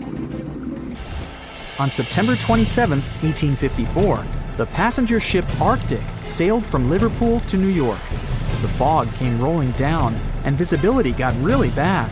Another boat appeared out of the thick white haze, the French steamer Vesta. The ships were close enough to each other that a collision was inevitable. The French vessel was smaller, so it seemed to the Arctic's captain that Vesta had received a lot of damage. And while he was staring at the other ship, his boat got quickly filled with water. The captain gave the order to sail to the shore as fast as possible, but the ship's engines stopped working because of the flood. Then the ship's crew started to lower lifeboats with women and kids. Still, when rescuers found lifeboats with people, it turned out that only 87 out of 400 people survived, 65 crew members and 22 passengers. Surprisingly, there were only grown men among them. The ship's captain survived by clinging to the wreckage. All newspapers wrote about this story as one of the most terrible and shameful tragedies in navigation history. The survivors were criticized because they didn't save women and kids, and the crew members were accused of violating the law, since the safety of passengers should be higher than the safety of sailors. But despite this, none of them were brought to responsibility. Unfortunately, shipwrecks still occur to this day, but fortunately, there are fewer of them than before, thanks to modern navigation systems and radar. But no technology can guarantee there won't be a super strong storm or any other emergency that no one can foresee. As an experienced sailor and the first man to ever sail non-stop on his own around North and South America, Matt Rutherford has seen a lot during his voyages. But what he saw in 2013 while sailing through the waters of the Atlantic with his colleague surely stands out. Some 800 miles off the coast of Bermuda, not far away from the famous Bermuda Triangle, they noticed a boat that seemed to be moving by itself. The sails weren't up and the motor wasn't running. The sailors decided to check if there was someone who needed their help aboard, so they moved closer to the mysterious ship. Once they got there, things only got weirder, as they realized there wasn't a living soul aboard. Rutherford started filming to document their discovery. The boat looked so awfully abandoned that they expected to find some pretty scary things in there. But it didn't stop Rutherford from searching the vessel. The boat, which turned out to be named Wolfhound, looked like an upscale one, probably costing hundreds of thousands of dollars. It was pretty weird to find it floating by itself in the middle of the ocean. It seemed like whoever abandoned it was leaving in a rush. There were clothes and other personal belongings all over the main cabin. Some parts of the ceiling had fallen and some drawers had popped open. The brave sailors decided to tow the ghost ship back to Bermuda. It wasn't easy because Wolfhound was bigger and heavier than their boat. After days at sea, the crew was running low on fuel and asked a passing freighter to stop and give them some gas. They kept pulling Wolfhound until the tow line got wrapped around the rudder and they realized they could get stranded in the Bermuda Triangle. So they had to abandon the ship. What really happened and how Wolfhound ended up in the middle of the ocean will probably remain a mystery. Rumor has it that it belonged to a member of the Royal Irish Yacht Club. The ship was going on its first voyage from Connecticut to Bermuda and then Antigua. It got in a terrible storm around 400 miles away from Delaware. The winds were so strong that the yacht suffered 2 knockdowns. A Greek cargo ship rescued the crew. They left the ship with an emergency beacon on. The rescued crew members shared that they saw the ship sink, which only adds more questions to the story. How did it get back to the surface? Does the Bermuda Triangle have anything to do with that? Christopher Columbus himself reported some unusual compass activity going on in this mysterious area while he was on his way to the New World. Despite the stories of more than 50 ships and 20 planes disappearing in the area, it remains one of the most heavily traveled shipping routes in the world. Some skeptics believe that this fact solves the Bermuda Triangle mystery. It could make sense because the busier the area, the more accidents happen there. But then again, it's not the number of disappearances that makes the place so mysterious. It's the lack of explanation and wreckage lost for good. The first ever confirmed ship to vanish in the Bermuda Triangle was the USS Pickering. In 1800, it departed from the US on its way to the West Indies. The ship sailed into the Bermuda Triangle along with its 90-man crew. No one ever heard anything from them ever since. The popular explanation is that the ship was taken out by a storm. But because no one found any wreckage, we'll never know for sure. The largest ship that has ever disappeared in this mysterious area was the USS Cyclops. In March 1918, carrying a crew of 306 people, the USS Cyclops left Barbados and headed home to Baltimore. The ship passed through the Bermuda Triangle on its journey and vanished into thin air, or rather, water. The Cyclops never sent any distress signal and disappeared without any explanation or trace. The Bermuda Triangle isn't the only place in the world where ships go missing or mysteriously resurface. One of the most famous ghost ship stories would be of SS Beijimo. The large cargo steamer was built in Sweden. On October 1st, 1931, it got caught in pack ice.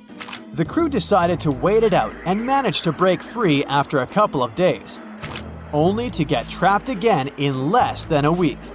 This time, they didn't manage to make it out. A rescue team went by air to save 22 of the crew members. 15 other members stayed in a wooden shelter they built not far away from the ship. Their plan was to wait out the winter and get back aboard. At the end of November, a strong blizzard was rushing through the area. When it was over, Beijimo seemed to have gone away with the storm. The captain decided it must have broken and sunk. But a few days later, a local hunter informed them that he had seen the ship around 45 miles away from their camp. The crew managed to find the ship and took the most valuable cargo from its hold. They had fears that Beijimo wouldn't live through that rough water, but it did manage to survive after all.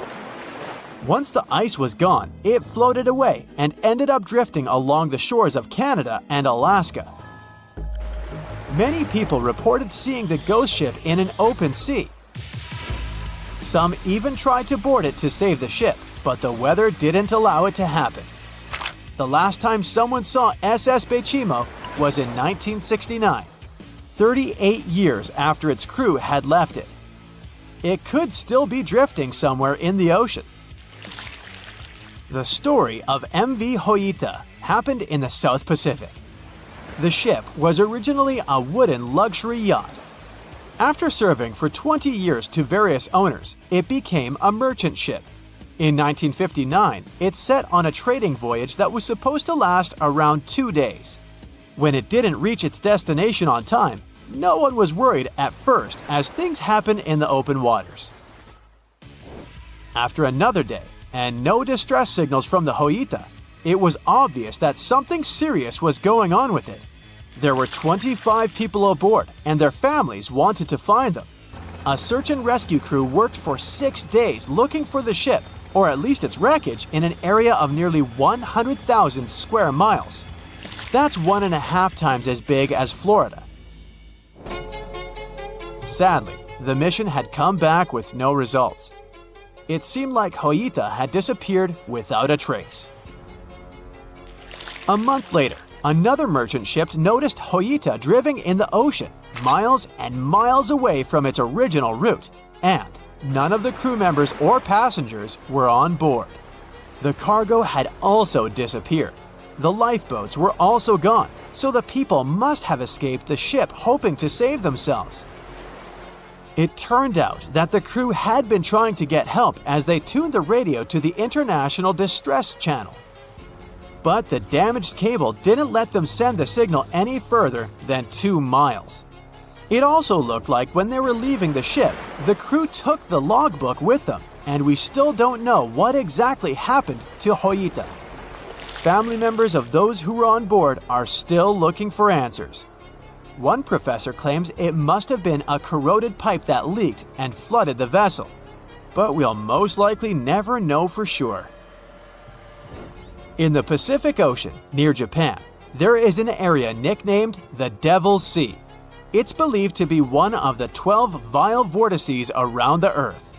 Some people claim that vile vortices have weird things going on in them because the pull of the planet's electromagnetic waves is stronger there than anywhere else. The most famous ship that disappeared in the area was a fishery patrol vessel in 1952. The ship went there to investigate the vessels that went missing previously and disappeared along with 31 crew members.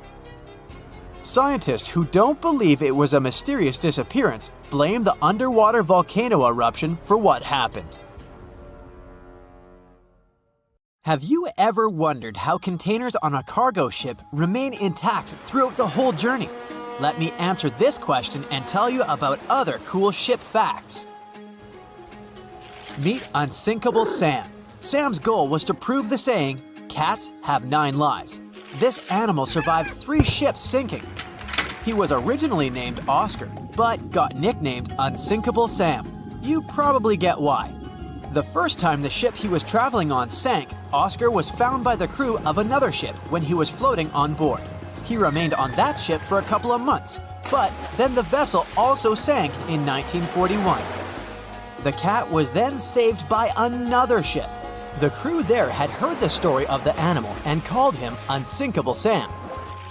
His marine journey ended when the crew sent him back to the UK. The story checks out, but some people question whether it's true. Sailors had to spend months on their ships, so it was natural that they told strange stories or believed in superstitions. One thing is clear though, sailors loved cats and welcomed them on their ships.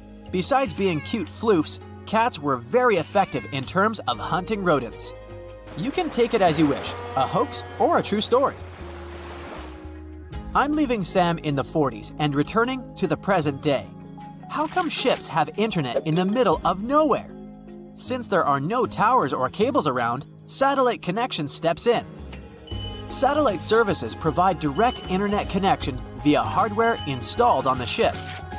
This hardware is a must. It's not as cheap as our home Wi-Fi. The installation charges for the entire ship's internet are around $600. And the price of the hardware depends on such things as the size of the ship and how much internet it's going to use. This is not the only option. Wireless devices are also popular, yet they can access the internet only when they're close to ports or other places where networks are available.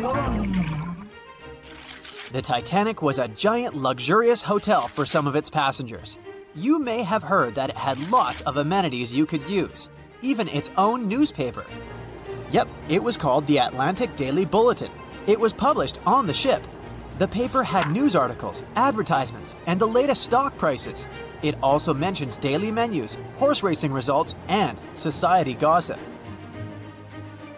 Where ships get fuel is also a good question.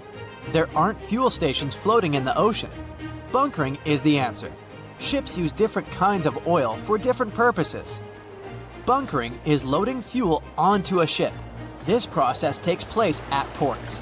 The storage and provision of the ship fuels can be made by tankers. Currently, Singapore is the largest bunkering port in the world. Imagine you're on a cruise ship and you need to use the toilet. What happens after you flush? The sewage goes to a place called an onboard treatment plant. There, the waste is filtered. Then it moves to another chamber. This chamber cleans the waste and sterilizes it. Lastly, the waste is dumped into the ocean when it's clean enough. Those substances that don't go through the filter are kept on the ship. A ship gets rid of them when it arrives at a port. Speaking of toilets, I must mention that wastewater is color-coded on cruise ships. Every person on a cruise uses 40 to 50 gallons of water each day.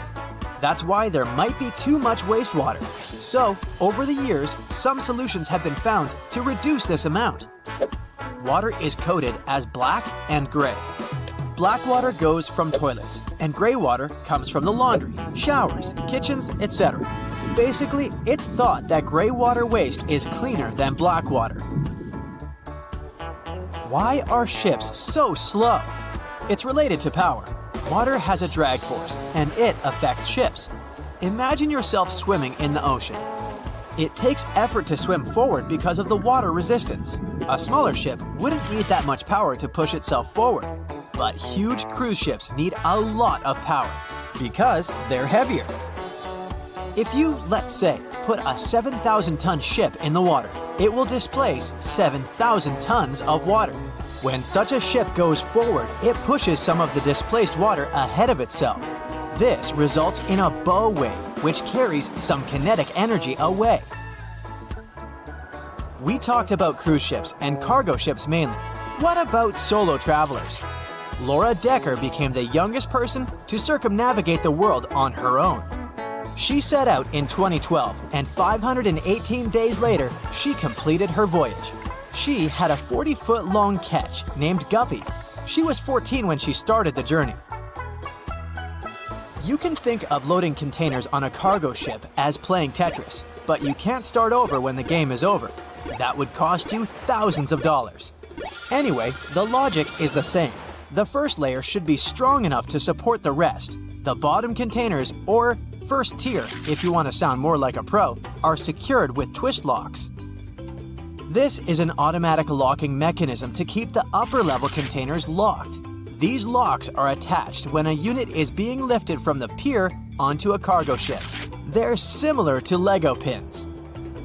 All containers have these lock systems, and you basically mount them on top of each other. Plus, many cargo ships have vertical slots made of long metal rails. They're like cells that hold containers and prevent them from moving and falling into the deep water. How do they unlock the mechanism? There's a special rod to do it. In the past, cargo ships were allowed to only stack 5 to 6 containers on top of one another. With the appearance of the lock mechanism, it's possible to make 10 to 12 layers. Still, hundreds of containers get lost each year because of harsh weather conditions, or simply because of the negligence of people who load them. According to some data, more than 3,100 containers were lost in 2020 to 2021. The number was only 779 in the previous year. This means an almost 400% increase. Apparently, there are hidden passageways and secret doors on cruise ships. The ship's staff get from one place to another without using the stairs and doors that passengers use. There's a network of corridors and stairs all around the ship only the crew members know about. These secret doors can blend in with the walls. This way, they become undetected by those who don't know there's a door there. Gigantic cruise ships are basically floating pieces of metal. The walls of the cruise ship cabins are magnetic. That's why, when on a cruise, you can buy travel-themed fridge magnets and use them to decorate your cabin. The Seawise Giant is the largest ship in history. It was built between 1974 and 1979. Its length was greater than the height of the Eiffel Tower. The vessel sunk in 1988, but was later retrieved and put into service. What about the smallest ship in the world? Researchers in the Netherlands have built the world's smallest vessel. It's about 1/100th of an inch long. To put it in perspective, this is about 1/3 the width of a strand of your hair. They built it with the help of a 3D printer. Do you know that some people have residences on ships? Yes, sounds like a dream, if you like the water, of course. Residents permanently live on a ship as it travels the world. MS The World is an example of a private residential cruise ship. The residents can live on board as the liner travels to exotic destinations. They can stay there full-time or come back periodically during the year. Since the UK is an island nation, things it imports have to be delivered by sea or by cargo planes. The number might surprise you. 90% of everything they buy arrives at their ports by sea. Do you know any other cool marine facts? Comment below. Ships have been around for at least 6,000 years, dating back to ancient Egypt. I wasn't around then. In the beginning, they were used for business purposes only, mostly trading and exploring. Ships as an attraction only became a thing a bit over 100 years ago. You might think it was the infamous Titanic, but you'd be wrong. The first cruise ship that took passengers on a voyage was a German ship called Prinzessin Victoria Luisa. It was launched in 1900 and served for 6 years. Of course, now they are more advanced and last longer, around 30 years. After that use-by date, it's no longer safe to travel due to metal fatigue, most often of the ship's hull. So, since ships don't have too long of a lifespan, it makes sense to build them big. I mean big, so they can accommodate as many passengers as possible. Your average cruise ship is 1,000 feet in length, or approximately 3 times as big as a football field. They're also tall enough to require elevators. They're also filled with different facilities, like restaurants, pools, and many other fun activities. Right now, the biggest cruise ship in the world is called Wonder of the Seas. It's 1,187 feet long, has 18 decks, and can host almost 7,000 non-crew passengers. It has 8 different neighborhoods, 20 restaurants, 4 pools, a water park, a full-size basketball court, an ice skating rink, rock climbing walls, and even a theater. So it's basically a floating city. Some people are permanent cruise ship residents. There's a luxury ocean liner called the World that offers permanent residence to 165 people. These people sail almost every day and never live in one place. So yes, cruise ships are enormous, and if you build them at once, they won't fit anywhere. So the ship is constructed part by part, prefab, often by different companies. Cruise cabins are built separately, and then they're added to the ship at the shipyard. Such huge ships sure have big anchors. An average anchor weighs like 4 grown elephants. The crew members try to avoid dropping the anchor when possible because such a massive thing can severely harm the ecosystems at the bottom of the sea. With around 2,000 cabins on average, it's impossible to ensure that every cabin has a window for the voyagers to observe the sea. So cruise ships found a solution. Interior cabins that don't have windows have virtual balconies that transmit real-life images from the outside of the ship, depending on where your cabin is located. Even if you get a cabin with a virtual balcony, you still have better accommodations than the crew members. They reside in a so-called B deck, which is located in the lower part of the ship below the waterline. There are dorm-style rooms with a bunch of bunk beds and lockers. Also, crew members have a secret language, code words that they use to exchange information without the passengers knowing. For example, the word Alpha or Star code signals a medical emergency. And Bravo, Bravo, Bravo means a fire on the ship. By the way, there's a bunch of stuff you aren't allowed to take on board because of potential threats. Those include candles, clothes irons, travel steamers, and hot plates. Basically, it's anything that produces flame or heat, with the only exception of curling irons and hair straighteners. Yeah, I never leave home without mine. Since people live on board for weeks, and often the ships spend days in the open sea, you can imagine that a lot of waste is produced every day from the thousands of passengers and crew the ship is hosting. So, where does it all go? Well, dumping trash in the sea or ocean is illegal. So, the ship engineers devised a system. On a particular crew-only deck of a ship, there's a recycling station where all the waste goes from everywhere around the ship. everything that can be recycled. Paper, aluminum cans, all types of glass, and plastic bottles are collected, separated, crushed, and stored until the ship docks at a port and can send the stack to a recycling station. As for the food waste, all kitchens on board have a suction drain, which takes the food to one big pipe, which takes all of it to a hydroprocessor. The processor crushes the food into small pieces and then burns it. Now, the cruising capital of the world is Miami, Florida. Having 5 ports, Florida is the place where most cruise ships depart. Voyages are fun, but if you need to get somewhere fast, cruise ships shouldn't be your first choice, because they're slow. On average, they travel at the speed of 20 knots, which is just 23 miles per hour. Ships travel much slower than cars and planes because they move huge amounts of water. For instance, when you run on the ground, you're fast. No, really, I've seen you. Now step in a swimming pool and try to run there.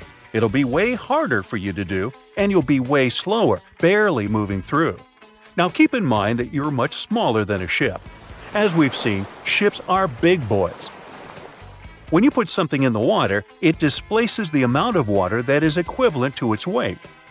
So, a ship displaces thousands of tons of water and then pushes through it, creating such a drag. That's why they're slow. Still, in a year, cruise ships sail around the equivalent of 3 times around the planet. Apparently, the passengers are there to enjoy the ride and not so much the velocity. Obviously, such ships need a boatload of fuel. And not just one, several types are required. Heavy fuel oil is used for the main engines, marine diesel is needed for smaller engines and lifeboats, and there's also marine gas oil for the turbines. Every day, each cruise ship burns, on average, 150 tons of fuel and releases exhaust equal to 1 million cars combined. So there are often regulations regarding how pure each type of fuel must be. In most parts of the world, ships can only use fuel that contains no more than 0.5% of sulfur, a component that highly contributes to air pollution.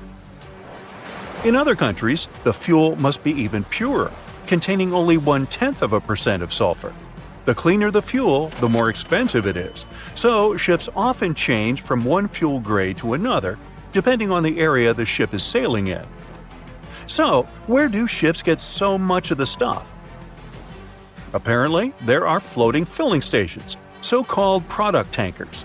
They carry different grades of fuel and deliver it to the ship, connecting to the ship's fuel tanks and pumping the proper grade of oil into the section where it's needed. All cruise ships pick up stranded sailors and fishermen, and that happens quite often. So don't be surprised if your cruise ship stops in the middle of the sea to pick someone up. It's a common practice. Ships can even change course to pick up some stranded sailors if they get a distress call. But what happens if you, a passenger, falls over? You clumsy oaf. Hey, just kidding. Ships have sensors that should notice the accident and send a distress signal, but witnesses are still important. The person will be saved way faster. So, if you ever see someone falling overboard, here's what to do. Throw them a life ring, point at them and scream, "A person overboard!" and get someone to tell the ship's bridge. If no one is around, do everything it takes to get some attention.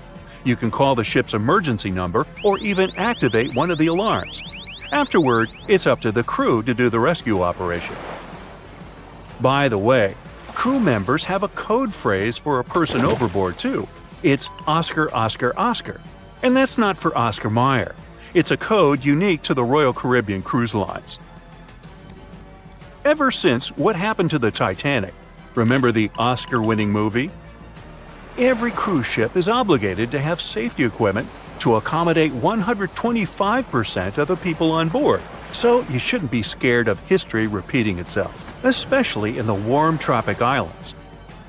After around 30 years, when a ship has served its time, it retires and gets sent to a shipyard where it gets scrapped. Many famous and beloved ships enjoy a better fate. They get turned into hotels and attractions. Yes, it's good to be the queen. No matter what happens, don't stop. We almost got it. Two treasure seekers are digging frozen ground in a cornfield at night. It's raining hard, lightning is flashing, but these two guys keep working. And now the shovel hits something solid. No way! A treasure chest!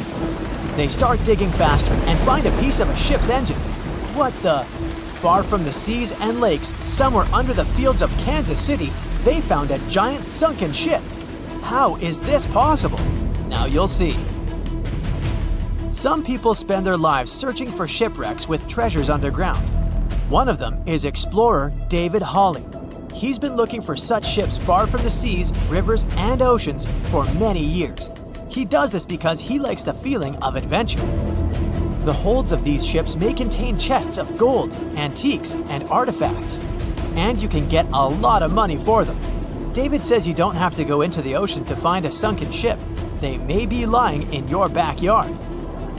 But why do ships end up buried underground among fields, farms, and plains? Let's find out using the example of steamboat Great White Arabia. According to old records, the newspaper clippings, this ship had been carrying about 200 tons of treasure before it sank in 1856. Many rumors and local legends said the ship was lying underground a few miles northeast of Kansas City. It was there because people deliberately altered the riverbed and channels of the Missouri River in the second half of the 19th century. They artificially brought the shores closer to each other. They narrowed the river to increase the flow's speed, so boats could sail much faster. In the 19th century, steamboats were the most popular means of transporting passengers and goods. Before railroads, they extended the western border across the Mississippi and Missouri rivers and brought supplies to people. That's why it was so important to increase the speed of their movement. So, on September 5, 1856, Arabia was sailing along such an estuary. It came across a snag sticking out of the water. A piece of log quickly flooded the ship. Fortunately, all passengers were evacuated. But the steamer and its precious cargo reached the silt bottom of the Missouri River in a few minutes. Several years had passed. Everyone forgot about the vessel. During this time, the course of the Missouri River had changed. But Arabia remained under the wet, muddy bottom. The soil level above it was getting higher, and the ground was losing moisture. Eventually, many decades later, a cornfield formed above the sunken ship. In the 1980s, one farmer owned this area, and he had no idea what was hidden in his territory. David Hawley carefully studied the history of the sunken ships of the USA. He knew that hundreds of steamers had gone underwater all over Missouri, but most of all, he was interested in Arabia, as there were rumors that it was filled with gold and other valuable things. The territory of cornfields in Kansas was vast, but David Hawley knew how to search properly. In 1987, he started working. First, together with his brother and father, they collected all the clippings from old newspapers they could find. They were looking not only for information about the steamer, but also for maps of the Missouri River. They tracked its historical changes, checked the dates, and identified a large area where the steamer sank. Next, they used electromagnetic testing and other geological stuff to study the soil and find the right place. They searched for differences in ground moisture and density. Then, they went through the territory with powerful metal detectors. And so, by the fall of 1988, they had determined the location of the steamer. Arabia was the size of a football field. This gigantic vessel lay 45 feet underground, 4 stories down. But before they started excavating, they had to ask the owner of the cornfield for permission. For the farmer, this news was a big surprise. He agreed on the condition that the excavations would be completed by spring so that he could sow a new crop. Digging a giant ship in winter is much more difficult and expensive than at other times. It includes additional equipment, electricity, and heating costs. The team worked day and night. They financed the excavations out of their own pocket. Each invested more than $10,000 and took out a bank loan. Finally, they noticed the first details of the ship. The shovels hit the huge engine boilers and the deck. The goal had been achieved. Most of the cargo lying inside the sunken ships is covered with rust, shells, mud, and is badly damaged. The contents of Arabia were in excellent condition, considering that the ship had sunk 130 years prior. Unfortunately, they didn't find the chests of gold. Still, they got several tons of other valuable cargo, household items of people who lived in the middle of the 19th century. It was a time capsule. The ship was carrying supplies for hundreds and thousands of people, and all these things were perfectly preserved. For example, they could clearly see the brand stamp Goodyear Rubber Company on one rubber shoe. The longer the excavations continued, the more things David and his team found. In the barrels, they found plates from the 19th century. They were intact and usable. Also, there were clean clothes, thousands of pairs of shoes, harpoons, frying pans, and umbrellas. The ship was carrying cargo to supply about 16 small towns. Yes, it's not gold, but such artifacts are also precious. The contents of the ship could be worth millions. However, the crew wasn't going to sell these things. They made a museum on the site of a former fruit market in Kansas City. If you go there, you will immediately feel like you're in a department store of the 19th century. There are thousands of items in good condition. Even the matches here are dry enough to light up. It took David many years to present the entire collection from the steamship. He values each of the items and doesn't want to sell them. Anyone can come here, pay for a ticket, and find themselves in the past. Who knows, maybe there's an old ship hidden in your backyard too. Geologists found an older vessel in the hot desert of Namibia in 2008. This ship sailed back in the days when pirates scared sailors on the seas, and now it's inside a dried-up lagoon. The ship sailed from Lisbon in 1533 and disappeared with the crew near a small diamond mining town. After almost 500 years, the hull had been badly damaged. Only the carcass of the ship remained, but the treasure hidden inside the vessel stayed intact. They carefully studied the boat for a long time, trying not to ruin anything. And then, 5 days later, they found a big old chest in the hold. Carefully opening it, they found gold coins there. Thus, the cost of the ship was estimated at about $10 million. The exact cause of the shipwreck is unknown, but experts believe the ship was destroyed by heavy cargo and bad weather. It went to the bottom of a lagoon that later became a desert. Some find an airplane in their backyard, others discover a ship, and one man found a passage to an ancient secret city in his house. This happened in Turkey in 1963. The owners of the building decided to make repairs. He went to his basement and knocked down the wall to turn this place into a living room. And so, behind one wall, he found a tunnel leading underground. The man thought it was some kind of a secret chamber. He went down there and realized it was something much more than that. It was an ancient city 18 floors deep. People built it in the years 780 to 1180 as a refuge from weather disasters and the invasion of enemies. This place also includes many underground tunnels that stretch for several miles in different directions. People could get to the town from different points using secret passages leading to these roads. The city can accommodate about 20,000 residents, livestock, and tons of food supplies. Archaeologists have also found a chapel, schools, stables, and public kitchens there. They say nothing is ever lost, and it's true. Let's discover ships frozen in time. The first one is truly fascinating. Here, the Antikythera shipwreck. It's a Greek trading ship from the 1st century BCE. It's located on the east side of the Greek island of Antikythera and at the merging point of the Aegean and Mediterranean seas. Around 2,000 years later, in 1900, a group of Greek sponge divers discovered the wreck. They were going to Tunisia, yet they were forced to find shelter from a storm on a nearby island. Since they couldn't go anywhere due to the storm, they decided to look for sponges until the weather got calmer. One of the divers discovered the shipwreck at depths of around 130 feet. Imagine someone going for a sponge hunt, but getting out to the surface with archaeological treasures. The captain of the sponge boat talked to the Greek officials about what they had found. The officials sent 2 ships to the wreckage. The salvage operation was successful, and discoveries are now in Greece's National Archaeological Museum in Athens.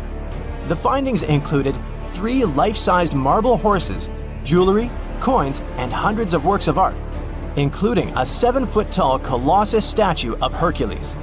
Among these treasures, Antikythera Ephebe, a bronze statue of a young man caught more attention. Because the ephebe doesn't comply with any familiar iconographic model, and there are no known copies of his type, he held a spherical object in his hand. Scholars have different theories of who that person could be, but they are not in a consensus yet. More than 70 years later, Jacques-Yves Cousteau and his team went to the area and recovered hundreds more artifacts and the remains of 4 people. Interestingly, they discovered a complex set of interlocking gears capable of predicting the movement of the sun, moon, and several planets. The mechanism can also show the times of solar and lunar eclipses years into the future. Think of this Antikythera mechanism as an early computer calendar, to plan significant events like agricultural activities, religious rituals, and Olympic Games. These artifacts found in the Antikythera wreckage are some of the most important findings in modern archaeology. Just the Antikythera mechanism itself has changed our perception of the limits of ancient technology. The mechanism has a sophisticated design and was made over 1,000 years ago. After all these amazing discoveries, experts believe that the wreckage site has remained largely unexplored and is mostly because of its location and the landscape of the seafloor on which the ship rests. The wreck is too deep for scuba divers but too shallow to use something like a submersible. A survey made on the seafloor in 2012 showed evidence of a second wreck about 800 feet to the south. It's clear that this area has a lot to offer humanity. What would happen if those sponge hunters didn't go to the area? Scientists found a shipwreck in Antarctica at the bottom of the Weddell Sea 107 years after it sank. The name of the ship was Endurance, and it was the lost vessel of Antarctic explorer Sir Ernest Shackleton. Scientists who laid eyes on it decades later say it is among the greatest undiscovered shipwrecks ever. That is why they filmed the whole discovery. The video shows the remains of the Endurance and proves it is still in remarkable condition. It has been sitting in 10,000 feet of water for over a century, yet it looks like it sank very recently. So the story goes like this. The ship was crushed by ice and sank in 1915. Shackleton and his crewmates had to escape by themselves in small lifeboats. From then on, it was all about survival. Shackleton imagined to get his crew to safety. Then, the ship sank. Yes, this is a pretty impressive story. But why did scientists prize this ship? Firstly, Shackleton's Imperial Trans-Antarctic Expedition sailed to make the first land crossing of Antarctica. Yes, the crew was trapped in ice, but the intention was important. Secondly, it's about the challenge itself of finding the shipwreck. The Weddell Sea is almost always covered in thick sea ice. The same ice that made the Endurance sink. Getting near the presumed sinking location is super hard, let alone being able to conduct research. Experts of the modern expedition team foresaw the time when the lowest extent of Antarctic sea ice would come using satellite images. They realized that the weather was in their favor to start an expedition. Dr. John Shears said that they have successfully completed the world's most difficult shipwreck search, fighting against constantly shifting sea ice, blizzards, and temperatures decreasing to negative 0.4 degrees Fahrenheit. Yeesh, I can't imagine the worst conditions in Antarctica if these conditions are in their favor. Lastly, look at this. It's timbers. They're very much intact. Plus, you can read the ship's name. It's still visible. Marine archaeologist Menson Bound says that this is the finest wooden shipwreck he has ever discovered. He has 50 years of career experience, so I believe the guy. So how come the wood is not rotten? Dr. Michelle Taylor, a deep-sea polar biologist, said that there has been little wood deterioration because the wood-munching animals are not in this forest-free region of Antarctica. Workers of a coal mine in East Serbia discovered 3 shipwrecks that had been there for at least 1,300 years. The largest shipwreck is an ancient Roman fleet. It's around 50 feet long with a flat bottom. It's estimated that the ship could carry a crew of 30 to 35 people. Looking at its hull, you can see the marks of repairs.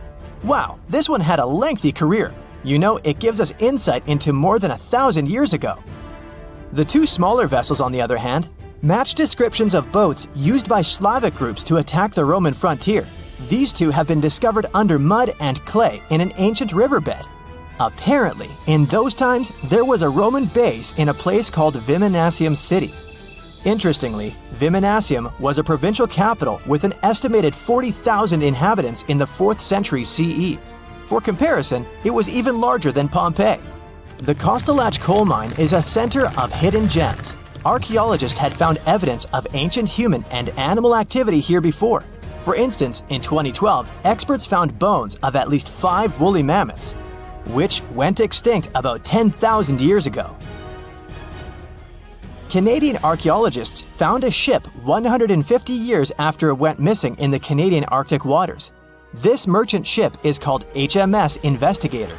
It was purchased in 1848 to search for the explorer Sir John Franklin's ship that got lost in the Northwest Passage expedition. So, HMS Investigator left Britain in 1850 for this rescue operation. The expedition crew, captained by Robert McClure, sailed the Investigator into the water. He realized that he was in the final leg of the Northwest Passage, the sea route across North America. But before he could sail into the Beaufort Sea, the 122-ton ship itself got stuck in the thick ice. The crew spent the winter over the Prince of Wales Strait. The following summer, McClure tried again to sail to the end of the passage, but the ice blocked his way once more. Here, too, the crew was forced to leave the ship. He steered the crew into the Bay of Mercy. There, they were to remain until 1853, when the crew of the HMS Resolute rescued them. Imagine a crew of 60 people who had to spend 3 winters in the Arctic without even knowing if they would survive. Later on, the ship was found sitting upright in about 36 feet of water. It was in very good condition. Arctic water has prevented the outer deck of the vessel from deteriorating quickly. The outline of the ship and its timber can be clearly seen. Plus, archaeologists have uncovered artifacts on land left by the sailors. They had unloaded everything before abandoning the Investigator. 3 sailor graves and 1 British naval shipwreck had also been discovered in the area. I wonder what else they could find there. Wow, it's the only place where 1 minute you're learning 17 natural ways how to get rid of houseflies, and the next, you're taking an epic journey straight into a black hole. More than 10 billion, with a B, views in total. That's 47 billion minutes watched, or more than 70,000 years. That's all the way back to the Ice Age. No, I wasn't around then. 40,000 videos, hundreds of topics, and most importantly you, a whole 44 million of you. Our viewers. We could populate an entire country if we wanted to. We'd like to continue helping you learn and giving you useful skill improvement tips. Got a thirst for knowledge? We've prepared 4 masterclasses on creating a 2D character animation from scratch, 10 hours of video lessons, practical tasks using professional software, and additional materials that you can use with your own projects. Get the full course now and create your own animated masterpiece. Ships have been around for at least 6,000 years, dating back to ancient Egypt. In the beginning, they were used for trading and exploring.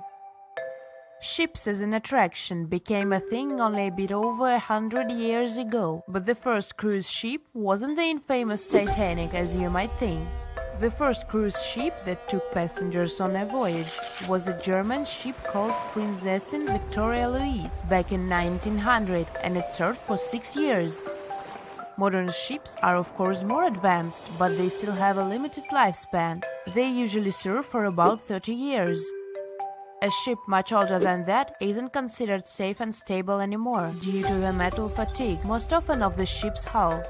After ships finish their lifespan, they retire and get sent to a shipyard, where they get scrapped. Most famous and beloved ships have a better fate. They get turned into hotels and attractions. Since ships are extremely expensive to build, no wonder that they are so huge, often as long as 3 football fields and as tall as 20-story building. The companies want to accommodate as many passengers as possible, because it means better profits. Also, cruise ship cabins are built separately from the ship, because otherwise there wouldn't be enough space for the construction. They're added to the vessel already in the shipyard, where the ship is put together. Quite often, different parts of the ship are even built by different companies.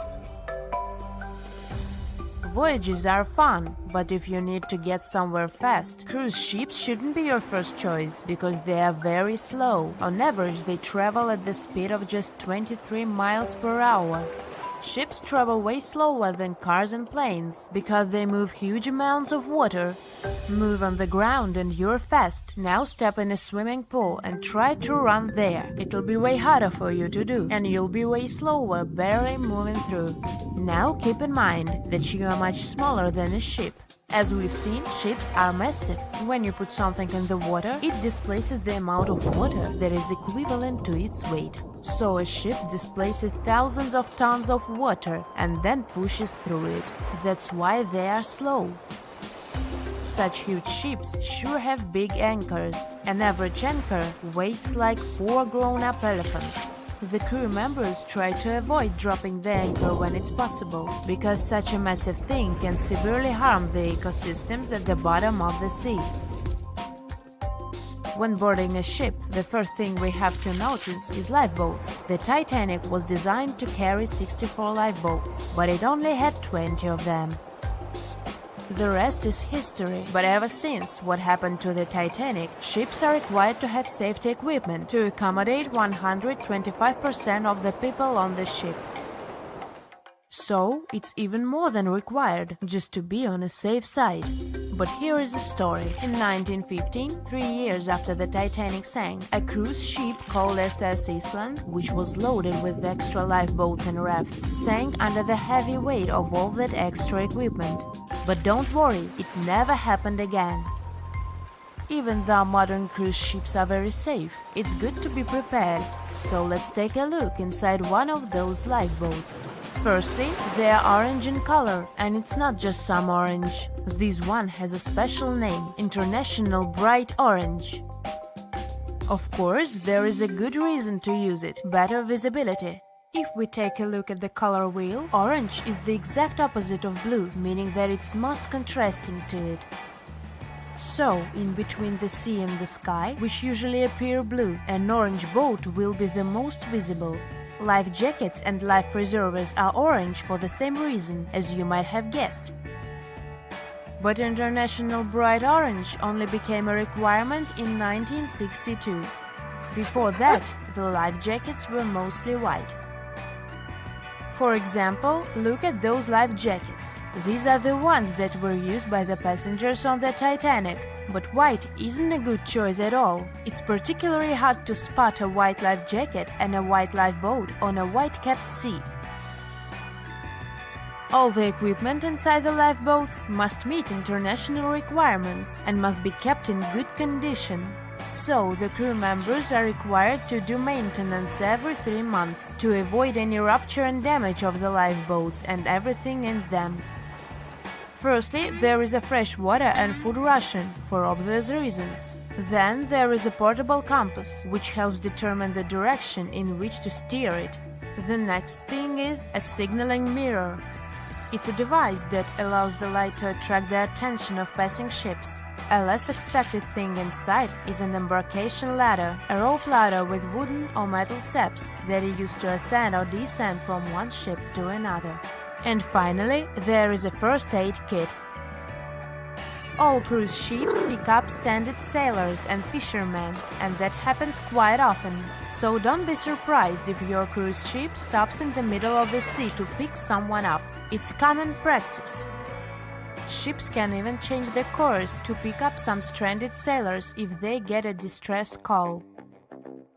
Have you noticed that all ships, both cruise ships and container ships, always have the bottom of the hull painted red? Yes, it's a thing.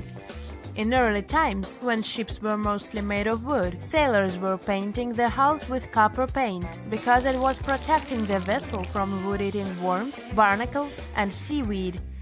The copper was the ingredient that was giving the paint that color. All this muck wasn't only impairing the vessel's structure, but was also increasing the drag, preventing the ships from moving as fast as they could have. So, protective paint is important to reduce the number of barnacles that get accumulated. These days, of course, hull-protecting ingredients can be added to any kind of paint, and there is no practical need to paint the bottom of the hull red, but it's still being done to honor the old tradition. Still, even the most modern paint doesn't allow to completely avoid the growth of barnacles on the hull. Also, most ports don't even allow you to scrape those off the hull once you dock.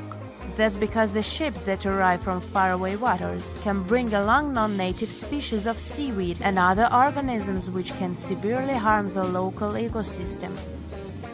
Crew members sleep in that lower part of the ship, the underwater one. It's called a B-deck, and there are dorm-style rooms in the hull just for the crew members. Also, you might have noticed that there are numbers painted vertically on the side of the hull.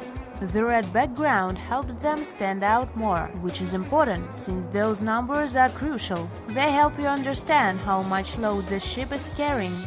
The more weight there is on board, the lower in the water the vessel will sit. If you watched movies about pirates or heard sailors talk, you might have noticed that the ships are referred to as she and often have female names. It is an old tradition to consider a ship as a female figure, most often a mother or a female deity that is guiding and protecting the crew. It is also believed that the name of the ship brings good luck to the ship, as well as to the crew and the passengers. People who spend their lives in the sea have many superstitions regarding boats. Finding a cat aboard is considered good luck, even if the cat is black. They are very handy because they hunt mice, therefore keeping the ship clean and safe. But bananas aboard is a no-no. It's especially common among fishermen. They believe that if there are bananas in the boat, the fish won't. A ship is traveling across the Atlantic Ocean when a storm starts. At first, the situation doesn't seem to be very bad, but soon, people on board the ship realize that the storm is intensifying. Waves are huge, and nothing can save the ship. It's starting to sink. On board, there's only one lifeboat. Sadly, it can only hold one person. The captain is in a terrible situation. He needs to decide which passenger can be given a chance to survive. Besides the captain, there are 8 people on board. Some of them seem to be lovely, others look like villains. But you might not know the truth until it's too late. The first passenger is Alex, a 28-year-old talented artist. He's just had his first international exhibition and is boasting about that left and right. He claims to dream of inspiring the world with his art, but did I mention it's his shy twin brother who painted those masterpieces? And Alex just steals his shine? Next is 23-year-old Maria, who's 8 months pregnant. She's quite spoiled, often behaves unreasonably, and treats the staff on board badly. She's traveling home to her husband, but little does he know that the kid is not his, but his best friend's. And she's been cheating on him since forever. Though we can't let this innocent soul perish, can we? Despite his untidy appearance, this 65-year-old scientist, Professor Marcus, is a leading researcher in the field of gene therapy. He's working on a breakthrough that could save millions of lives, but there are skeletons in his closet too. It's been 15 years since anyone saw his wife, Judith. Does Marcus's scientific progress have something to do with the mysterious disappearance of his wife? Dr. Anna is 34 years old. She's a surgeon who's saved hundreds of lives during natural disasters. She succeeded as a doctor, but failed as a parent. Her 3 daughters live with their dad and don't want to hear anything about their mother. 78-year-old Teresa is a widow whose family gave up on her because of her bad temper. She's traveling for the last time in her life to visit her late husband's grave. A little boy, Mark, is just 7 years old. But his unruly character has caused a lot of arguments between the other passengers. He's traveling alone since his parents are supposed to meet him on the shore. This brat's parents are too busy working, so he gets more and more uncontrollable. Who knows what he'll be capable of doing in 10 years or so? A robot android, Alpha 3, is also on board the ship. It has an artificial intelligence created to assist in expeditions. It can also control the ship in emergency cases. And the last passenger is Emily. This beautiful and charming woman is 30 years old. She lives off of powerful, old, rich men and has enough money to burn. She hasn't worked a single day in her entire life and just travels the world. To make his choice, the captain invites each of the passengers to listen to their stories. He asks each of them just one question. Why would you be the one to survive? Alex says, "You see, my art can inspire and change the world. Looking at my works, they help people see the beauty of life, especially during difficult times. I must continue living. I have so much to show through my paintings." Maria answers, "Can't you see that a new life is growing inside my body? It's me and my unborn kid who must survive. We risk losing a talented doctor or an artist in the future. It's not just my life we're talking about." Professor Marcus says, "My work is not finished yet. It might save thousands of lives. I'm close to a breakthrough and I need to live to make it." Dr. Anna says, "My hands save lives. I have proven many times that I can do the impossible in extreme conditions. The world can't lose my skills and knowledge." The elderly woman begs, Please, you must understand me. I might have lived a long life, but I want to see my husband's grave. Mark says, I'm still a kid. My parents are waiting for me at home. I want to hug my mom and dad. Alpha 3 states that it was created to serve and help people. Its ability to analyze situations and make rational decisions in a crisis can be used to prevent future disasters. Emily admits, Look at me. Doesn't every person have their unique value? I'm young and beautiful, and I have a lot of potential. Surely you see it. the captain is desperate. How can he, a mere mortal, decide who should live and who he should take this chance away from? After pacing his cabin and hitting the walls with his fists, he decides to estimate passengers' value and see how useful they are. Alex, as a talented artist, can influence society through his art, providing inspiration for thousands of people who will see his masterpieces. But no one knows where his ego can bring him. Plus, remember who the real artist is. Saving Maria means saving her unborn child. But however cynical it may sound, the contribution of these two lives to the future of society is assumed, but not guaranteed. What if that child grows up to become a criminal? Professor Marcus can indeed provide significant benefits to society through his scientific research, but he isn't young. What if he doesn't live long enough to finish his work? Dr. Anna is a surgeon. She's already saved a lot of lives and will definitely continue to do so in the future. Her ability to provide immediate medical assistance in critical situations makes her one of the most valuable candidates for survival, since she can directly and regularly save lives. At the same time, she is a terrible mother, and it'll definitely influence the lives of her daughters. Teresa is living history and experience, but unfortunately, her ability to continue contributing to society is limited. In simple words, she's old, and we don't know how much time she has left. Mark is in a similar situation. He has the potential for a long and productive life, but his immediate contribution to society is limited. His survival is based on the potential for future contribution, which is difficult to estimate at the moment. Alpha 3 can provide valuable technical assistance and functional support, but as a robot, it does not add to human well-being directly. As for Emily, despite her beauty, her achievements are minimal. On the other hand, she's only dating wealthy and influential people, and thus has a lot of influence on society of her own. Now, from the perspective of how much profit each of the passengers can bring, saving Dr. Anna seems to be one of the most logical choices. Her knowledge and skills can save many lives in the future, which means the greatest good for the greatest number. But let's have a look at the captain's choice. In the end, after listening to all the passengers and pressed for time, the man decides to save Emily. Can you figure out why he's made such an unexpected choice? Write your answer in the comments below. You can also pause the video to think it over. Okay, I suppose you're ready for the answer to be revealed.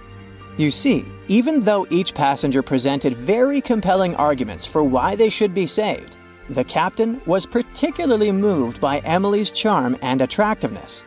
And even though there were more logical candidates in terms of utilitarianism and humanism, the captain succumbed to his personal feelings and preferences, which influenced his decision. This riddle illustrates that in real life, people often make choices based on their sympathies and preferences rather than logic or public benefit. This is because emotions and personal relationships can have a strong influence on our perception of situations and decision-making. Here's a real-life example. HR managers tend to choose candidates they like or share common interests with, and it doesn't matter that other candidates might have more suitable skills or experience. This phenomenon is known as the similarity effect. Now, I've got an important question for you. Which passenger would you save? Share your choice in the comments. But I'd like to remind you that there is no correct answer. That's it for today. So hey, if you pacified your curiosity, then give the video